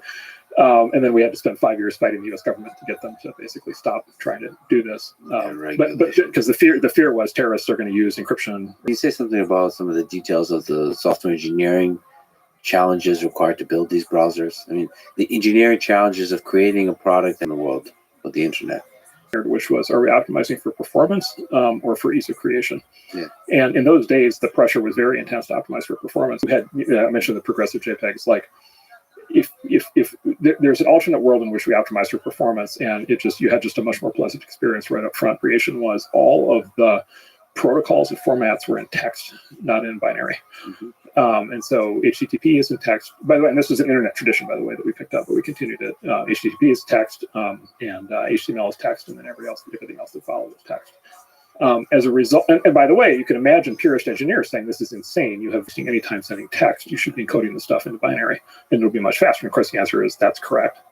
But what you get when you make it text is all of a sudden, well, the big breakthrough was, right? It's so interesting because the stuff we take for granted now, all the ghetto mess that is HTML, all the sort of almost biological, like messy. Yeah, exactly. To show something reasonable. Well, and then there was this internet principle that we inherited, which was emit cautiously, emit conservatively, interpret liberally. So basically meant the design principle was if you're creating like a web editor that's going to emit HTML, like do it as cleanly as you can. Mm-hmm. But you actually want the browser to interpret liberally, which is you actually, to this day, have all of this spaghetti code web page for their terminal or whatever. Mm-hmm. And like they leave out a slash and they leave out an angle bracket, and they do this and they do that. Which is Lisp, the compiled languages, Python, Perl, all of that.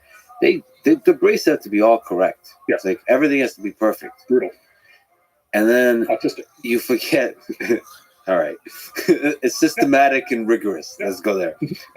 But you forget that the web with JavaScript eventually, first time messy in the way biological systems could be messy. It's like the only thing computers were allowed to be messy on for the first time. It would do the segmentation fault in the core dump file. Just like it's like literally there's like an error in the code. The math is off by 1, yeah, and it core dumps. Yeah. And I'm in the core dump trying to analyze it and trying to reconstruct it. And I'm just like, this is ridiculous. Like the computer ought to be smart enough to be able to know that if it's off by 1, okay, fine, and it keeps running.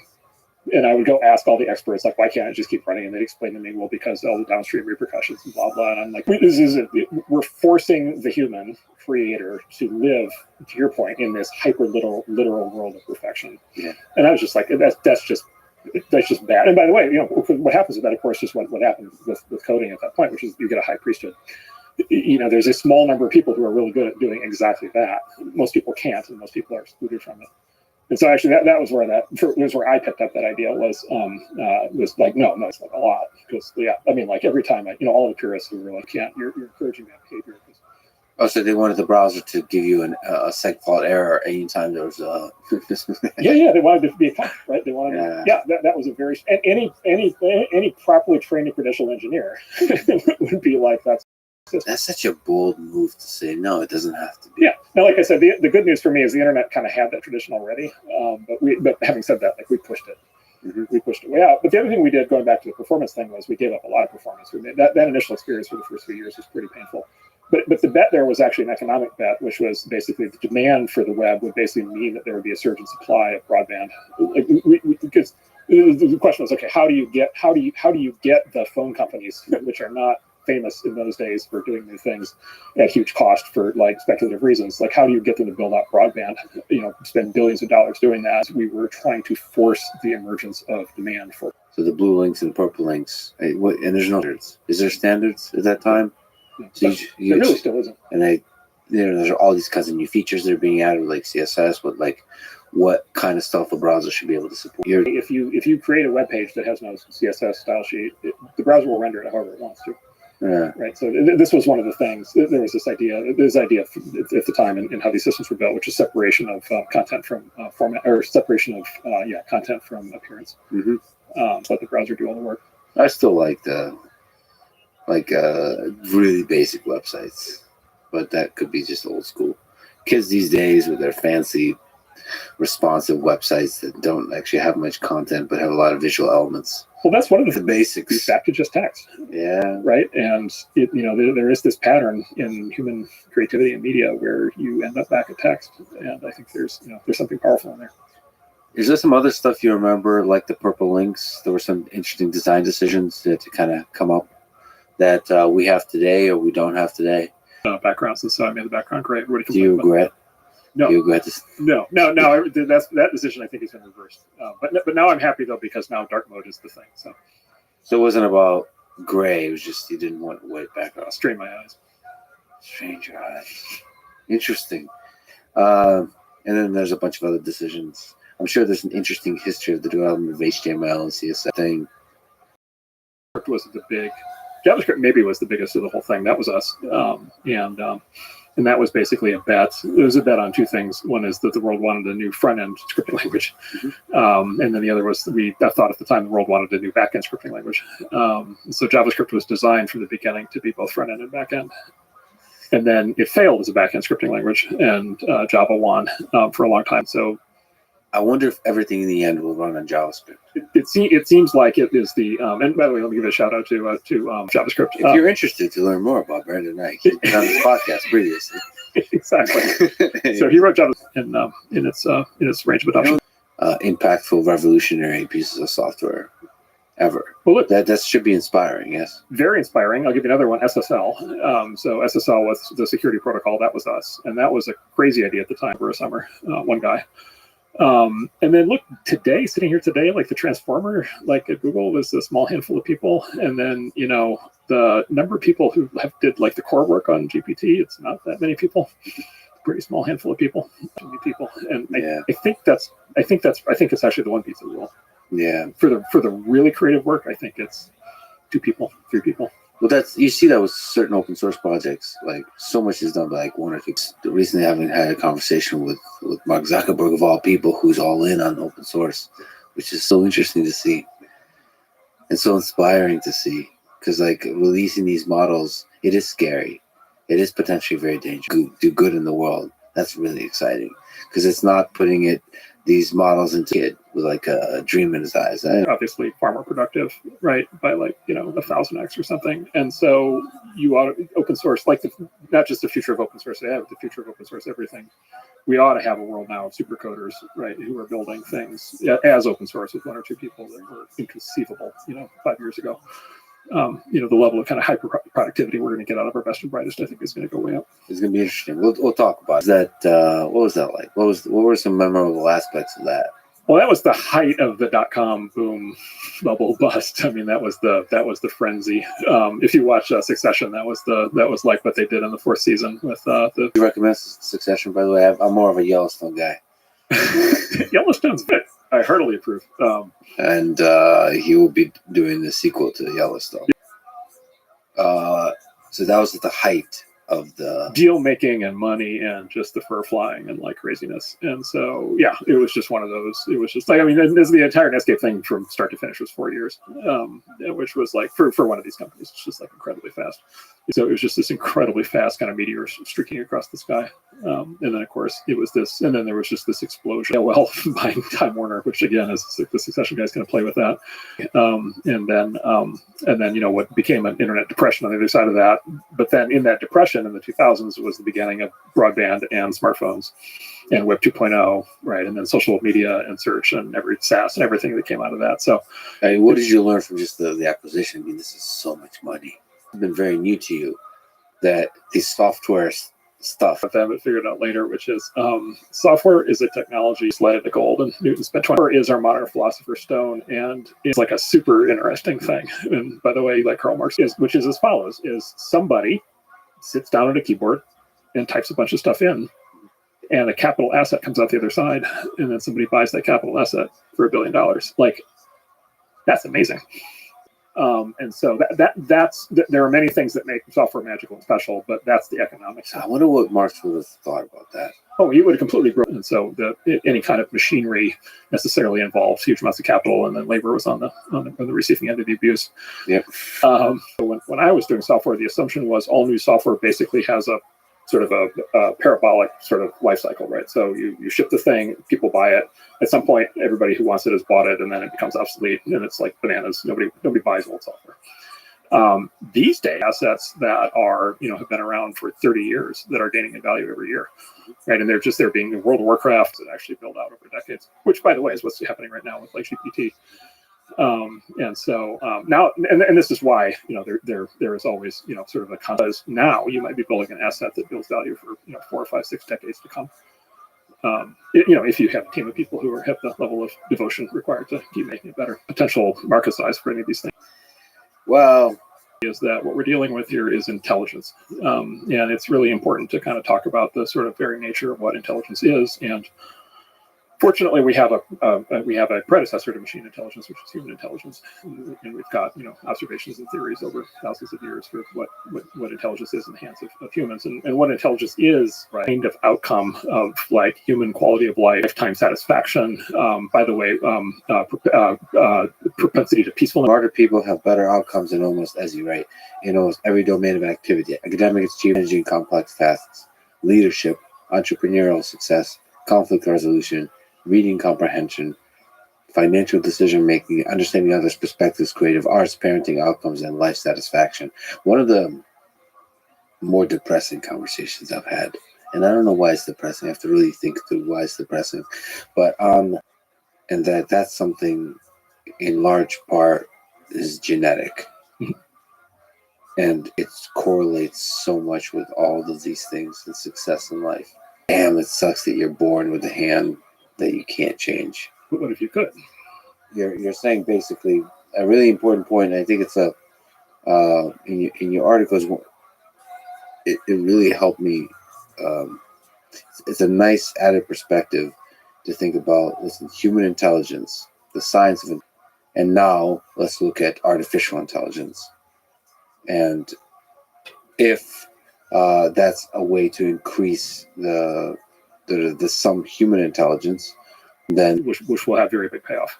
But there's also just at the individual level, like what if every person has a machine? You've got something that basically is infinitely patient and knows everything about you and is pulling for you in every possible way, wants you to be successful. And anytime you find anything confusing or want to learn anything or have trouble understanding something or want to figure out what to do in a situation, right? When I figure out how to prepare for a job interview, like any of these things, like it will help you do it. And it will therefore, the combination will effectively be, effectively raise because it will effectively raise your IQ, it will therefore raise the odds of successful life outcomes in all these areas. So people below this hypothetical 140 IQ, you'll pull them up towards 140 IQ. Yeah. And then of course, people add 140 IQ to, And then look, God willing, at some point these things future versions go from 140 IQ equivalent to 150 to 100. So when we get 160 AI, like we'll be, when one assumes creating, curing cancer and developing warp drive and doing all kinds of stuff. And so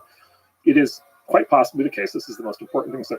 Can you steel man the case that human plus AI is not always better than human for the individual? You may have noticed that there's a lot of smart assholes running around.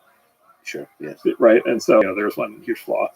Although to push back on that, it might be interesting. Yeah. That's psychology study. Yeah, exactly. Another one is smart people are very convinced, right? Sort of crazy beliefs and all that.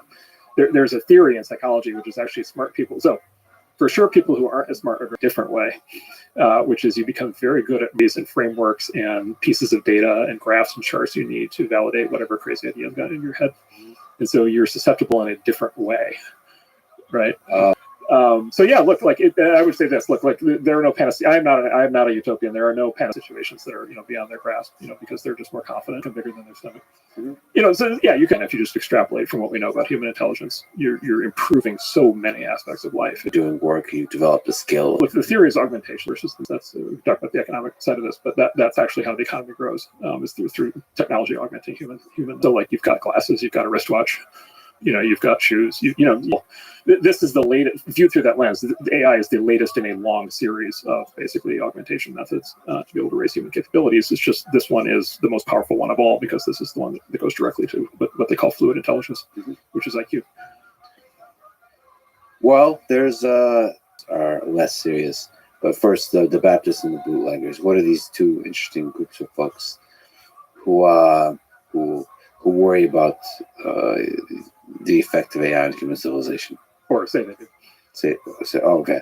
Yes, I say they do. From what's called development economics, and it's this observation that when you get social reform movements in a society, you tend to get two sets of people showing up arguing for the social reform. And the term Baptists and bootleggers comes from the American experience with alcohol and its destruction then, by the way, and now between rates of how often alcohol actually correlates to actually dysfunction, it leads to domestic abuse and so forth, child abuse.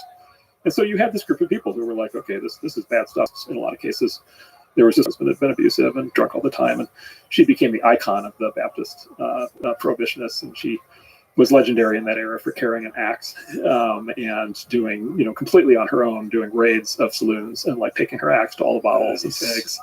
Yeah. And so a true believer, an absolute true believer. Got a point. Yeah. Like she wasn't wrong about a lot of what she said. Yeah. Alcohol in those days, and those were the bootleggers, which was organized crime that stood to make a huge amount of money if legal alcohol sales were banned. And this was, in fact, the way the history goes, is this was actually the beginning of organized crime in the U.S. This was the big economic opportunity that opened that up. And so they went in together. And no, they didn't go in together. They knew about the Baptists, and they were like, "Wow, these people are like the great front people for like, it's good PR shenanigans in the background." Yeah. And they got the Volstead Act passed. Right, and they did in fact ban alcohol in the U.S. And you'll notice what happened, which is people kept drinking. It didn't work. People kept drinking. The bootleggers made a tremendous amount of money. All the same problems, and the whole thing was this like giant misadventure. The Baptists got taken advantage of by the bootleggers, and the bootleggers got what they wanted, and that was that. The same two categories of folks are now sort of suggesting that the development of artificial intelligence should be regulated. 100%. Yeah, it's the same pattern. And the economists tell you it's the same pattern every time. Like, this is what happened with nuclear power. This is what happened, which is another interesting one. But like, yeah, this happens dozens and dozens of times throughout the last 100 years. And this is what's happening now. And you write that it isn't sufficient to simply identify the actors and impugn their motives. We should consider the arguments of both the Baptists and the bootleggers and their merits. Yeah. So let's do just that. Yeah. Risk number one. Will AI kill us all? Yes. We just did a sleight of hand because we went from talking about AI to AGI. Is there a fundamental difference there? I don't know. What's AGI? What's AI? What's intelligence? Well, I know what AI is. AI is machine learning. What's AGI? I think we don't know just to call something statistics. So it's learning from being a scientific topic to being a religious topic, and that's why I specifically called out because that's what happens. They do the vocabulary shift. All of a sudden, you're talking about something totally that's not actually real. Well, then maybe you can also, as part of that, define the Western tradition of millenarianism. Yes, end of the world. Apocalypse it? apocalypse cults. Apocalypse cult. Well, so we of course live in a Judeo-Christian, but primarily Christian kind of saturated is the idea of the second coming and Revelations and Jesus returning and the 1,000-year utopia on earth and then the rapture and like all that stuff. We collectively for basically the end of the world. And so what you see over decades is basically the world. And so the People's Temple cult that I around is like there's going to be this thing that's going to happen that's going to basically bring civilization crashing down. And then we have this special elite group of people who are going to see it coming and prepare for it. And then there are the people who are either going to stop it or are failing stopping it. That got stripped away when we became secular. Yeah, but what was how plausible is it that we live in a world where everything's just kind of all right? Right? How exciting? How exciting is that? Right? But we want more than that. Where everything's just all right. Because I think most of the animal kingdom would be. So C.S. Lewis. So there's a God-shaped hole in the human experience, consciousness, soul, whatever you want to call it, where there's got to be something that's bigger than all this. There's got to be something transcendent. There's got to be have constructed narratives. And by the way, this is the story of the 20th century, right? Communism, right? Was one of those. Communism was a form of this. Nazism was a form of this. That it's either going to lead to utopia or hell on Earth. A group of like-minded people, right? What would you do? Would you plan like caches of weapons in the woods? Would you create really compelling, exciting ideas and talk about the end of the world and how you are the only ones who have figured it out. Yeah. And then once you lock in a set of true believers and you leave them to themselves, they get more radical, right? Because they self-radicalize each other. That said, yes, it doesn't mean they're not sometimes right. Yeah, the end of the world might be, yes, correct. Like they might be right. Yeah, but like we have some pamphlets for you. But we'll talk about nuclear weapons because you have a really interesting little moment that I learned about in your essay. But sometimes it could be right. Yeah, because we were developing more and more powerful technologies. All the different predictions about how it will be positive, but the risks are there, and you discuss some of them. Well, the steel man and the steel man and his reputation are the same, which is you can't predict what's going to happen, right? You can't rule out that this will not end everything, right? But how does it get disproven? There's no, by definition with these kinds of claims, there's no way to disprove it. Yeah. Right. And so there's no, you just go right on the list. There's no hypothesis. There's no testability of the hypothesis. There's no way to falsify the hypothesis. There's no way to measure progress along the arc. Like it's just all completely missing. And so it's not scientific. And well, I don't think it's completely missing. It's somewhat missing. So for example, the people that say AI is going to kill all of us, I mean, they usually have ideas about how to do that, whether it's the paperclip maximizer or, it escapes. There's a mechanism by which you can imagine it killing all humans. Models. And to the speed at which intelligence increases, maybe show that, the sort of rigorously limitation, there's like a physical limitation to how these systems would actually do damage to human civilization. And it is possible they will kill 10 to 20% of the population, but it seems impossible for them to kill 99%. There's probably the evil AGI get the GPUs. Yeah. Because they don't exist.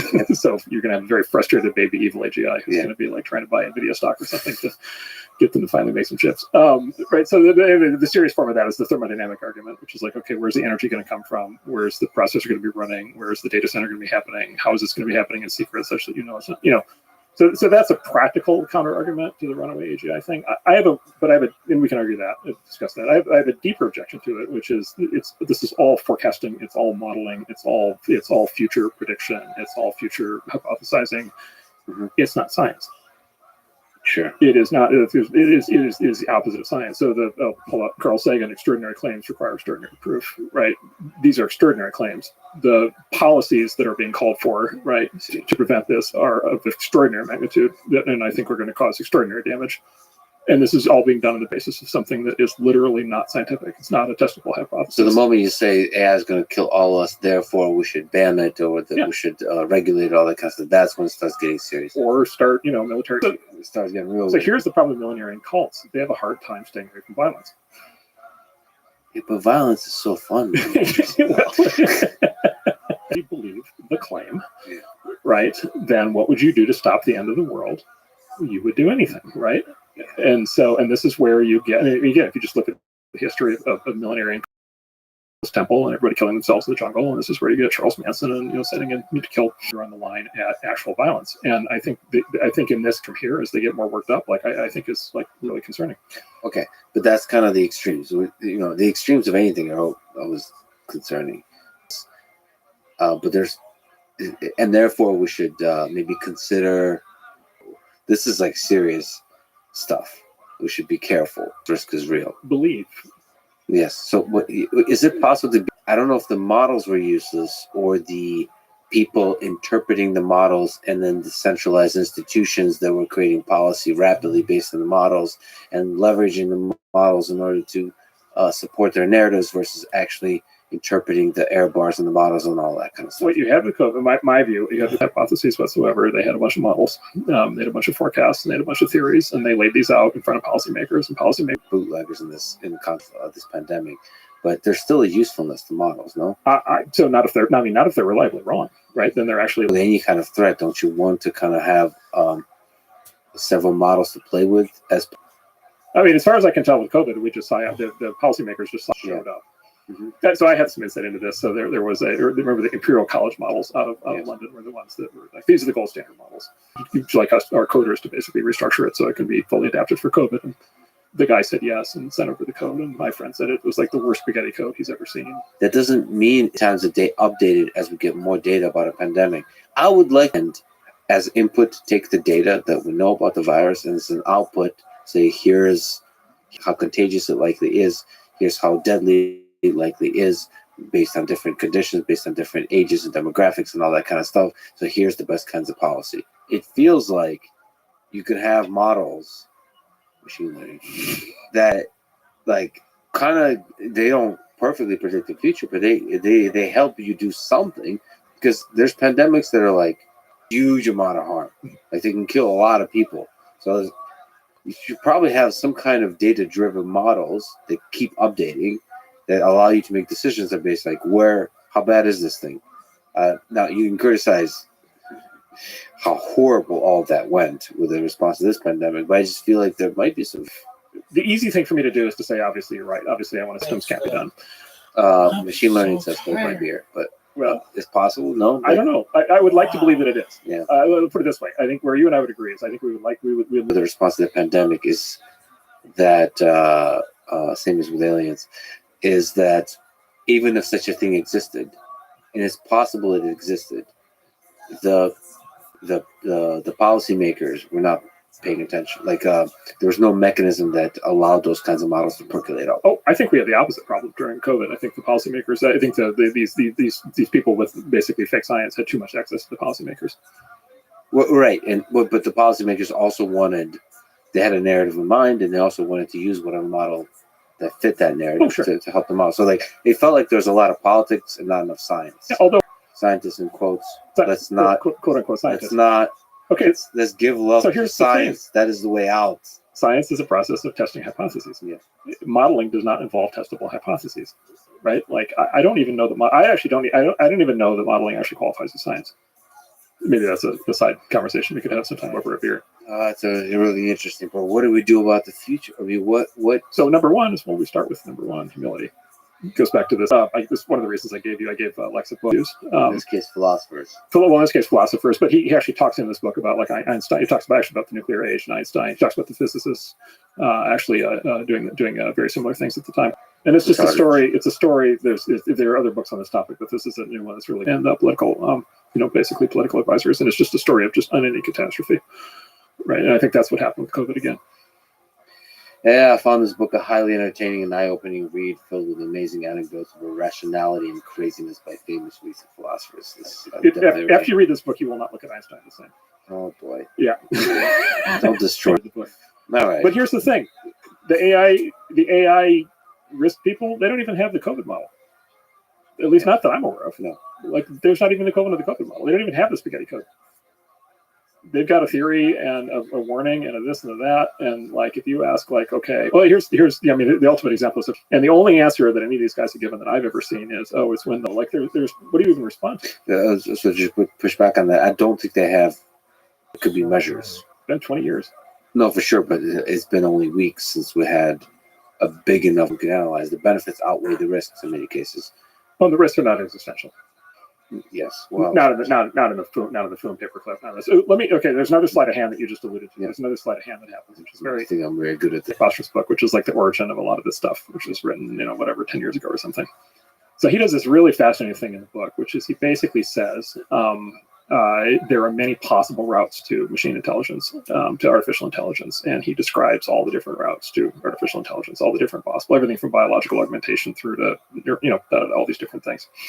One of the ones that he does not describe is large language models, because of course the book was written with an equivalent risk to be dealt with in an equivalent way to be thought about the same way. And then the risk, the quote unquote risk that's actually emerged, is actually a completely different technology than he was even imagining. And yet all of his chemistry versus inorganic chemistry, you don't just like say, oh, with respect to like either one, basically maybe, growing up and eating the world or something, like they're just going to operate the same way. Like you don't.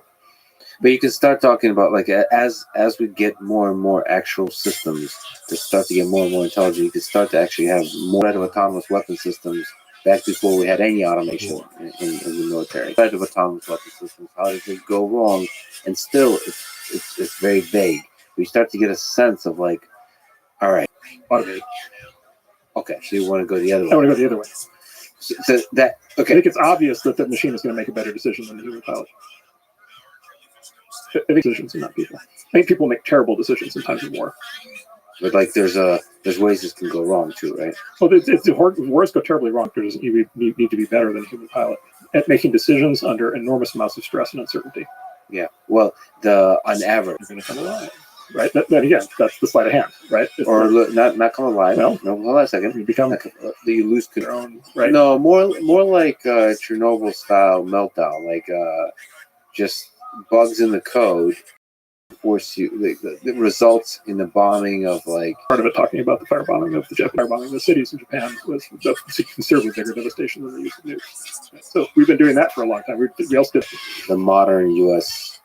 Military can do with technology, with automation, but technology more broadly is higher and higher. Basically was strapping a GPS transceiver to an unguided bomb and turning it into, and that's like a baby version of this question. It's going to do a better job for what I think are fundamentally suspicious reasons. Emotional, psychological Yes, reasons. terrible. Yeah. Right. And so this is the thing. And then let's get to one more sleight of hand. Yes, sure. Okay. Please. I'm a magician. You could. Right. That they're going to be able to destroy the world and wreak havoc and like do all this stuff and plan and do all this stuff and invade us and have all their secret things and their secret factories and all this stuff. Mm-hmm. But they're so stupid that they're going to get like tangled up in their code, and they're not going to come alive. But there's going to be some bug that's going to cause them to like turn us all into people. Like that they're going to be genius in every way other than the actual bad goal. And it's just that's just like a ridiculous like discrepancy. And you can prove this today. You can actually address this today for the first time with LLMs, which is you can actually ask this. What would you as the AI do? And you can actually reason about goals.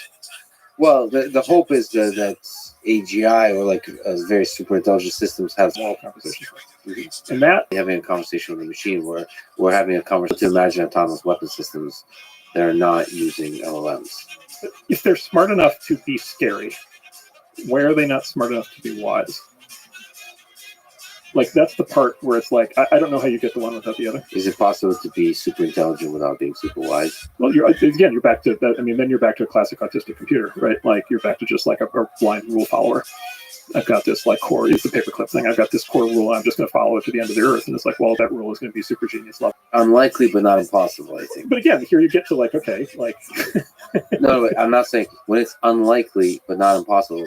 If it's unlikely, that means the fear should be correctly calibrated. Extraordinary claims require extraordinary proof.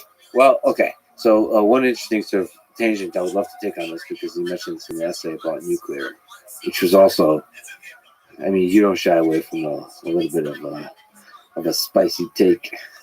So Robert Oppenheimer first detonation of a nuclear weapon on July 16th, 1945. And you write an nuclear weapons, which, you note, helped to claim credit for the sin. And you also mentioned that Truman was harsher after meeting Oppenheimer. He said that don't let that crybaby in here again. Oh, boy. Because Oppenheimer didn't just say the famous line. Yeah. He does spend. He's widely considered, perhaps because of the hand wringing, as the father of the atomic bomb. von Neumann's criticism of him is he tried to have his cake and eat it too. Like he wanted to, and so, and von Neumann, of course, was a very different kind of personality. And he's just like, yes, this is like an incredibly useful thing. I'm glad we did it. Yeah. Well, von Neumann is as widely credited as being one of the smartest humans of the 20th century. There's certain people, everybody says like this is the smartest person I've ever met when they've met him. Anyway, that doesn't mean smart, doesn't mean wise. About nuclear weapons, boy, do they seem dangerous. So the critique goes deeper, and I left this, but here's the deep drama in the story, which is it wasn't just a question of are nukes good or bad. It was a question of should Russia also have them. And what actually happened was Russia got America invented the bomb. Russia got the bomb. They got the bomb through espionage. There's this dispute to this day of Oppenheimer's role in that. If you read all the nuclear secrets himself, however, he was close to many people who did, including family members, and there were the view that Oppenheimer and people like him had at the time that resulted in people thinking that the Baptists thinking that the only principal thing to do is to give the public discussion and the role that the inventors of this technology play. This is the point of this book when they kind of take on this sort of public intellectual moral kind of thing. It can have real consequences, right? Because we live in a very different world today because Russia got the bomb. Second half of the 20th century. The good news today is nobody sitting here today, I don't think, worrying about like an analogous situation with respect to like I'm not really worried that Sam Altman is going to decide to give the Chinese. I don't think that's what's at play here. But what's at play here are all these other fundamental issues, are all like a direct straight line. And anyway, and my reading of the history on nukes is like the people who were doing the full hair shirt public. It's going to happen again. But is there a case to educate them on like this is extremely dangerous and destructive weapon? I think the education kind of happened quick and early. Like, how? It was pretty obvious. How? We dropped one bomb and destroyed an entire city. Yeah, so 80,000 people dead. Yeah. But and look, but I don't. That's horrible because it's just a part of war and all that kind of. Surely fed in a positive way towards the game theory of mutually assured destruction. Well, so this gets to what actually happened. Some of it's me playing devil's advocate here. Yeah, sure, of course. Let's get to what actually happened. Through the game theory of mutually assured destruction, had nukes did not go hot, right? And then and the military planners at the time, right, thought on both sides thought that there was going to be World War III on the plains of Europe, and they thought there was going to be like 100 million people dead, right? It was like the most obvious thing in the world to happen. Right, and it's the dog that didn't bark, right? Like it may be like the best single net thing that happened in the entire 20th century is that like that didn't happen. Yeah, actually, just on that point, you say a lot of really brilliant things. We got 2 wars in a span of like more ruthless. And then maybe America would have had the capability to actually roll back the Iron Curtain. Right. I don't know whether that would have happened. They could forecast the future of how this technology would get used. Made a horrific mistake because they basically ensured that the Iron Curtain would continue for 50 years longer than it would have otherwise. The decision to hand the bomb over was a big decision made by people who were very full of themselves. Ones with the nuclear weapons. That was the argument for handing the. That was the guys who handed over the bomb. That was. I would be careful about the regimes you hand it over to. Maybe give it to like the British or something, or like a democratically elected government. Well, look, there are people to this day who think that those Soviet spies did the right thing because they created a balance of terror as opposed to the U.S. having just. And by the way, let me balance of terror. Let's tell the full version. That's such a sexy ring to it. Okay, so the full version of the story is John von Neumann's a hero of both heroes and mine. The full is not. He advocated for. He said we need to strike them right now because he said World War III is inevitable. He was very hardcore. His theory was World War III is inevitable. We're definitely going to have World War III. The only way to stop. Now again, like, is this an example of philosophers of politics? I don't know if that's in there or not, but this is in the standard. No, but meaning yeah, that this is on the other side. So most of the case studies in books like this are the crazy people on the left. Yeah. Von Neumann is a story, arguably, of the crazy people on the right. Yes, stick to computing, John. Well, this is the thing, and this is the general principle. Because getting back to our core thing, which is like I don't know whether any of these people should be making any of these calls. Yeah, because there's nothing in either von Neumann's background or Oppenheimer's background or any of these people's background that qualifies them as moral authorities. Yeah, to reason about the morality, the ethics. Outside of these risks, outside like the more complicated stuff that you agree on is this will go into the hands of bad guys, and all the kinds of ways they'll do is History of competence and capability and intelligence and training and accomplishments of senior scientists and technologists working on the technology, and then being able to then make moral judgments. right. The people that develop that technology are usually not going to be the right people. Well, why would they? So the claim is, of course, they're the knowledgeable ones, but the problem is they spent their entire life in a lab, right? They're not theology on their own worldviews from scratch. They tend to be very Well, some tech companies go sometimes the other way. Yeah. Which is they're not nuanced on history or theology or this kind of stuff. It almost becomes a kind of outraged activism towards directions that don't seem to be grounded in history and humility and nuance. It's again drenched with arrogance, I guess. But look, this is a hard. Yeah, it's a hard problem. This is our problem. This goes back to where we started, which is, okay, who has the truth? And it's like, well, like, how do societies arrive at like truth, and how do we figure these things out? And like, our elected leaders play some role in it. We all play some role in it. There has to be some set of public at some point that bring rationality and judgment and humility to it. Yeah. Those people are few and far between. We should probably prize them very highly. Yeah, so celebrate humility in our public leaders. So getting to risk number 2, will AI ruin our society? Short version, as you write, if the murder robots don't get us, the hate speech and misinformation will. And the action you recommend is short, don't let the thought police suppress AI. Well, what is this risk of the effect of misinformation in society that's going to be AI? Yeah, so this is the social media. This is what you just alluded to, is the activism kind of thing that's popped up in these companies in the industry. And it's basically, from my perspective, it's basically part 2 of the war that played out over social media over the last 10 years. Because you probably remember all the way to social media is like the worst, most corrosive, most terrible, most awful technology ever invented. And it leads to, terrible, this very big kind of angry movement, both inside and outside the companies. And that's been this saga playing out for the last decade. And I don't even really want to even argue the pros and cons of the sides, just to observe that that's been like a huge fight and has had, big consequences to how these companies operate. Basically, those same sets of theories, that same activist approach, that same energy is being transplanted straight to AI. And you see that already happening. It's why, ChatGPT will answer, let's say, certain questions and not others. It's why it gives you the canned speech about, whenever it starts with, as a large language model, I cannot, basically means that somebody has reached in there and told it can't talk about certain. So that is good. So it's an interesting question. So a couple observations. So one is the people who find this the most frustrating are the people who are worried about the murder robots. Right. Yeah. So is when this switch happened from we're worried it's going to kill us all to we're worried about hate speech and misinformation. The AI X risk people have now renamed their thing AI not kill everyone isn't, which I have to admit is a catchy term.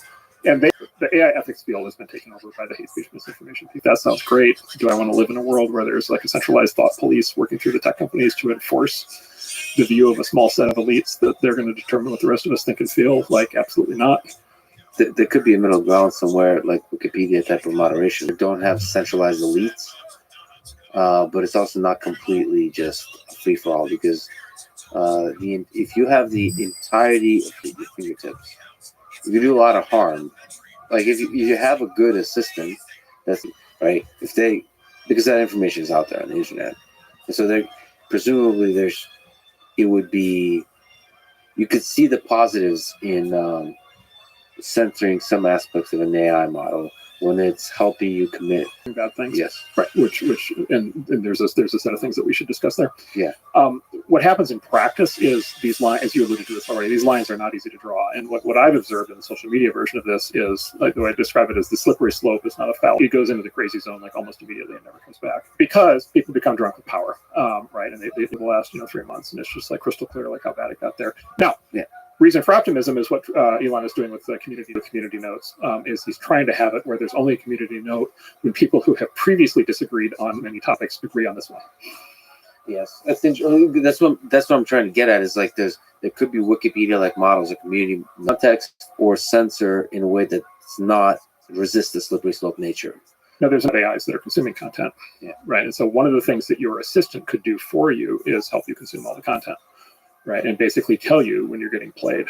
So, for example, I'm going to want the AI that my kid uses, right, to be very, child safe, and I'm going to want it to filter for him all kinds of inappropriate stuff that he shouldn't be saying just because he's a kid. An opportunity to dictate for the entire world, which I think is where you take the slippery slope to hell. There's another architectural approach, which is to solve this on the client side, which is certainly what I would endorse. At risk number 5, will AI lead to bad? Hope is there that you can have for like bioweapons, and we should be using AI to like hunt terrorists and catch criminals, and like we should be doing like all kinds of stuff like that. And if not, there's a whole defensive set of things. Second is we have to commit terrorist acts to build pathogens with the intent to deploy them to kill people. And so we have those. We actually don't need new laws for the sometimes, right? And don't you need restrictions sometimes? It's like, okay, what is the cost of that? And in particular, in the world of open source, right? And so, is open source AI going to be allowed or not? If open source AI is not allowed, then what is the regime that's going to be necessary legally and technically to prevent it from developing? Right. And here again is where you get into, and people have proposed that these kinds of things, you get into, I would say, pretty extreme territory pretty fast. Do we have a monitor agent on every CPU and GPU that reports back to the government what we're doing with our computers? Are we seizing GPU clusters that get beyond a certain size? And then, by the way, how are we doing all that globally? Right. And if China is developing an LLM, this kind of thing, and or whatever. But the thing was with nukes, you could control plutonium, right? You could track plutonium, and it was hard to come by. AI is just math and code, right? It's in math textbooks, and it's there are YouTube videos that teach you how to build it, and there's open source. There's already open source. There's a 40 billion parameter model running around already called Falcon Online that anybody can download. So brutal that you would have destroyed the society that you're trying to protect. And so I just don't see how that actually works.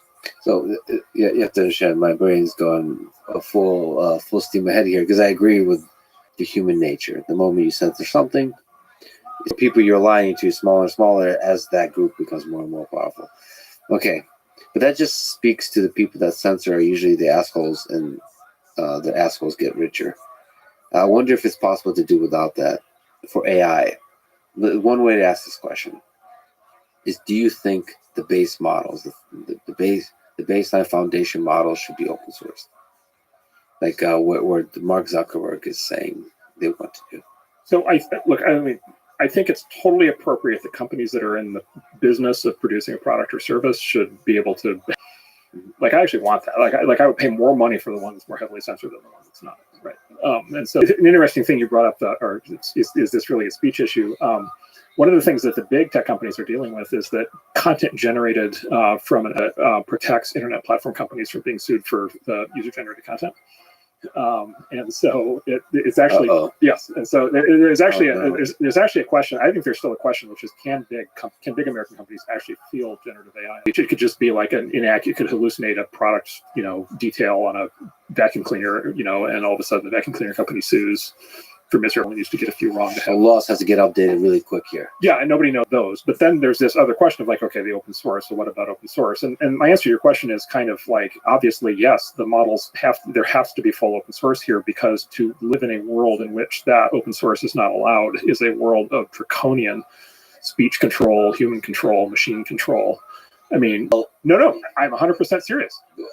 You're saying slippery slope always leads there. No. That's what's required to enforce it. How will you enforce a ban on open source? No, you could add friction to it. Hard to get the models, because people will always be able to get the models, but it'll be more in the shadows, right? The leading open source model, Oh, I see. You're the 14-year-old in Indonesia comes out with a breakthrough model. We talked about most great software. Away for quite a few years. The kid in Indonesia should not be regulated, but should Google, Meta, Microsoft, OpenAI be regulated? Well, but this goes or is it that it is just things, but there are advances being made. And that's going to change everything. Yeah, exactly. And so, sitting here today, the breakthrough just happened, right? You made this point. The breakthrough just happened. So we don't think it represents at least a very big percentage of human thought. Mm-hmm. Who would have imagined that? And then there's on a single 32-core CPU. Who would have predicted that? Yeah. Some of these models now you can run on Raspberry Pis. Today they're very slow, but maybe there'll be a real perform. It's math and code. Here we're back in math and code. It's math and code. It's math, code, and data. It's bits. Mark's just walked away. Yeah. I'm a huge believer in open source here. So my argument is we're going to have to see. Here's my argument: my full argument is AI is going to be like air. It's going to be everywhere. Like this is just going to be in text. It already is. It's going to be in textbooks, and kids are going to grow up knowing how to do this, and it's just going to be a thing. It's going to be in the air, and you can't like pull this back anymore. You can pull back air, and so you just have to figure out how to live in this world, right? And then that's where I think like all this hand wringing about AI risk is basically a complete waste of time, because the effort should go into okay, what is the defensive approach? And so if you're worried about it, right, and let's build AIs and let's have like broad spectrum vaccines where like we're insulated from every pathogen, right? And what the interesting thing is, to me, defense is super exciting. It's if you believe in the good of human nature, that most people want to do good, to be the savior of humanity is really exciting. Yeah. Okay. What about just the jump around? What about the risk of will AI lead to crypto? Is it possible that the rich get richer here? Yeah. So this actually ironically goes back to Marxism. So because this was the core claim of Marxism, right? Basically was that the owners of capital would basically own the means of production, and then over time they would basically accumulate all the wealth. The workers would be paying in, and getting nothing in return because they wouldn't be needed anymore, right? Marx was very worried about what he called mechanization, or what later became known as automation.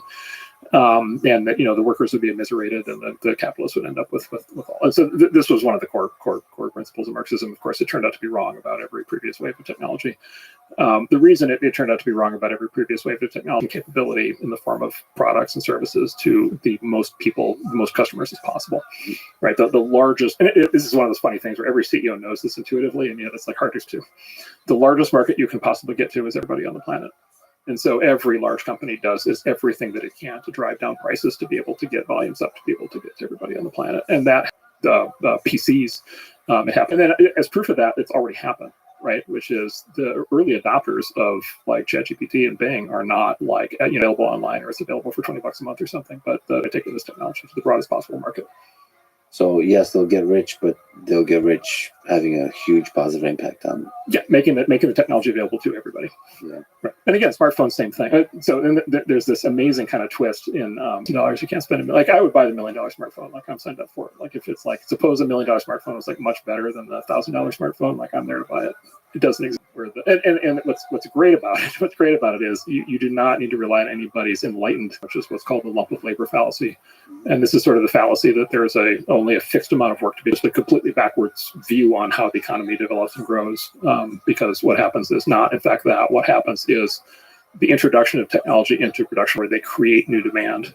That new demand then causes capital and labor to form. The nuance and needs. The worry is that the creation of to learn new things and new skills is painful for the individual. Well, two things. One is the new jobs are often much better.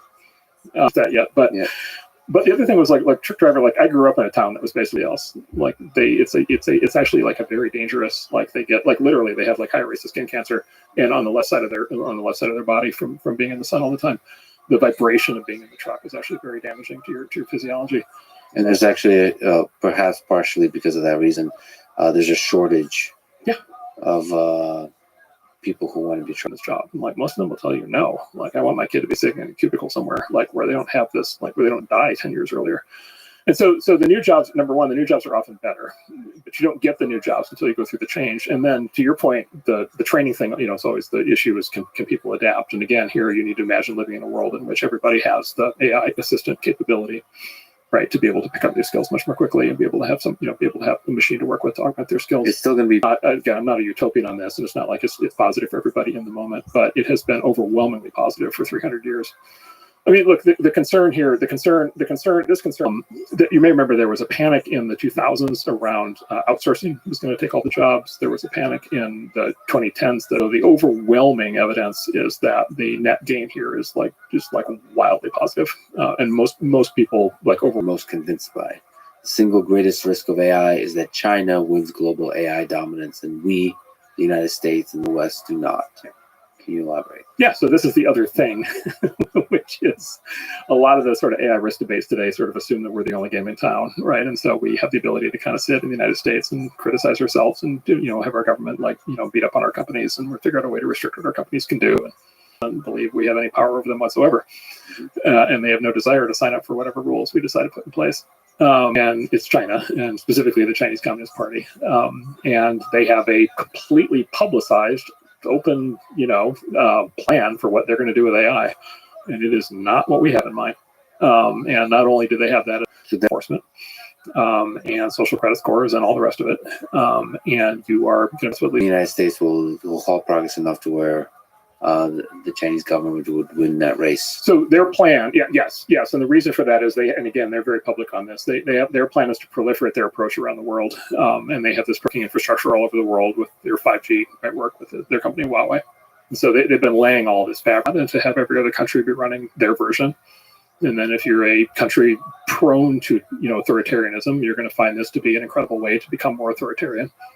What's your sense of where they stand in terms of the race towards super intelligence as compared to the United States? Yeah. So good news is they're behind, but bad news is they let's just say they get access to everything we do.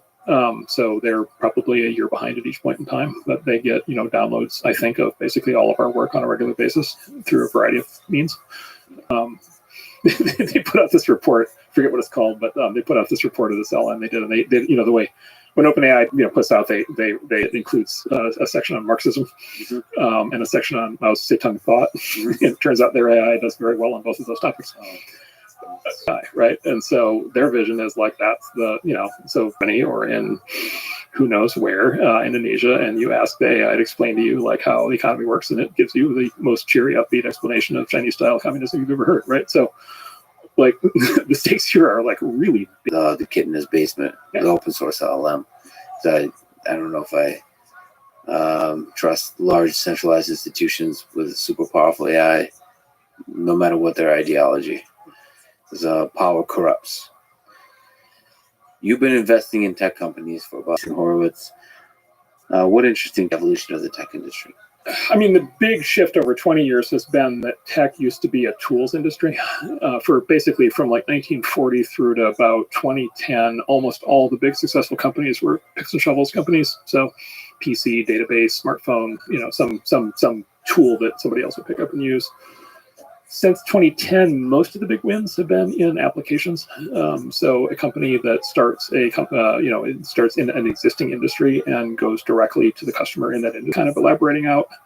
The AI thing is actually a reversion on that for now. The big thing will probably be an app. Yeah, I think most of the money probably will be in whatever. Yeah, your AI financial advisor or your AI doctor or your AI lawyer, or take your pick of whatever the domain is. Entrepreneurs can be purchased and used by large law firms, and then there will be other companies that just go direct to market as an AI lawyer.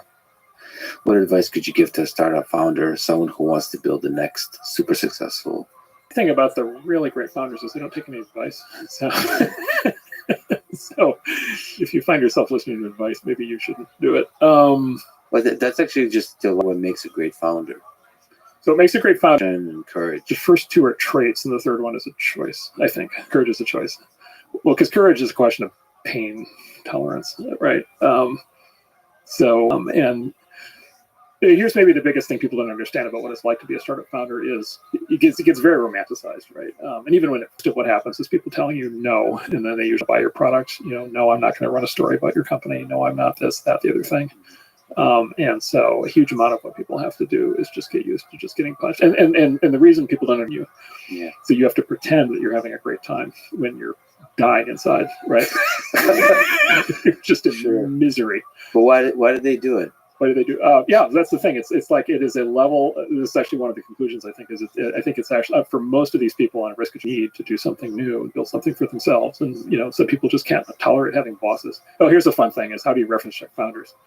Right. So you call it. Normally you reference check your time hiring somebody is you call the bosses, and you find out if they were good employees. And now you're trying to reference check Steve Jobs, right? And it's like, oh god. So what's a good reference? Do you want the previous boss to actually say they never did what you told them to do? That might be a good thing. Well, ideally, what you want is I would like to go to work for that person. He worked for me here. Now I'd like to work for him. Now, unfortunately, most people can't. Their egos can't handle that, so they won't say that. But that's the ideal. What advice would you give to those folks in the space of intelligence, passion, company, and then they kind of work through the process of coming up with an idea? And generally, those don't work as well as the case where somebody has the idea first, and then they kind of realize that there's an opportunity to build a company, and then they just turn out to be the right kind of person to do that. When you say idea, do you mean what should Well- you, like specifically what, yes, specifics, like what is the, because for the first 5 years you don't get to have vision, you just got to build big vision. So So the first part, you have an thing that they want, and then by the way, the other part is they have to want to pay for it. Like somebody's got to pay the bills, and so you got to figure out how to price it with a great idea, and then back into starting the company.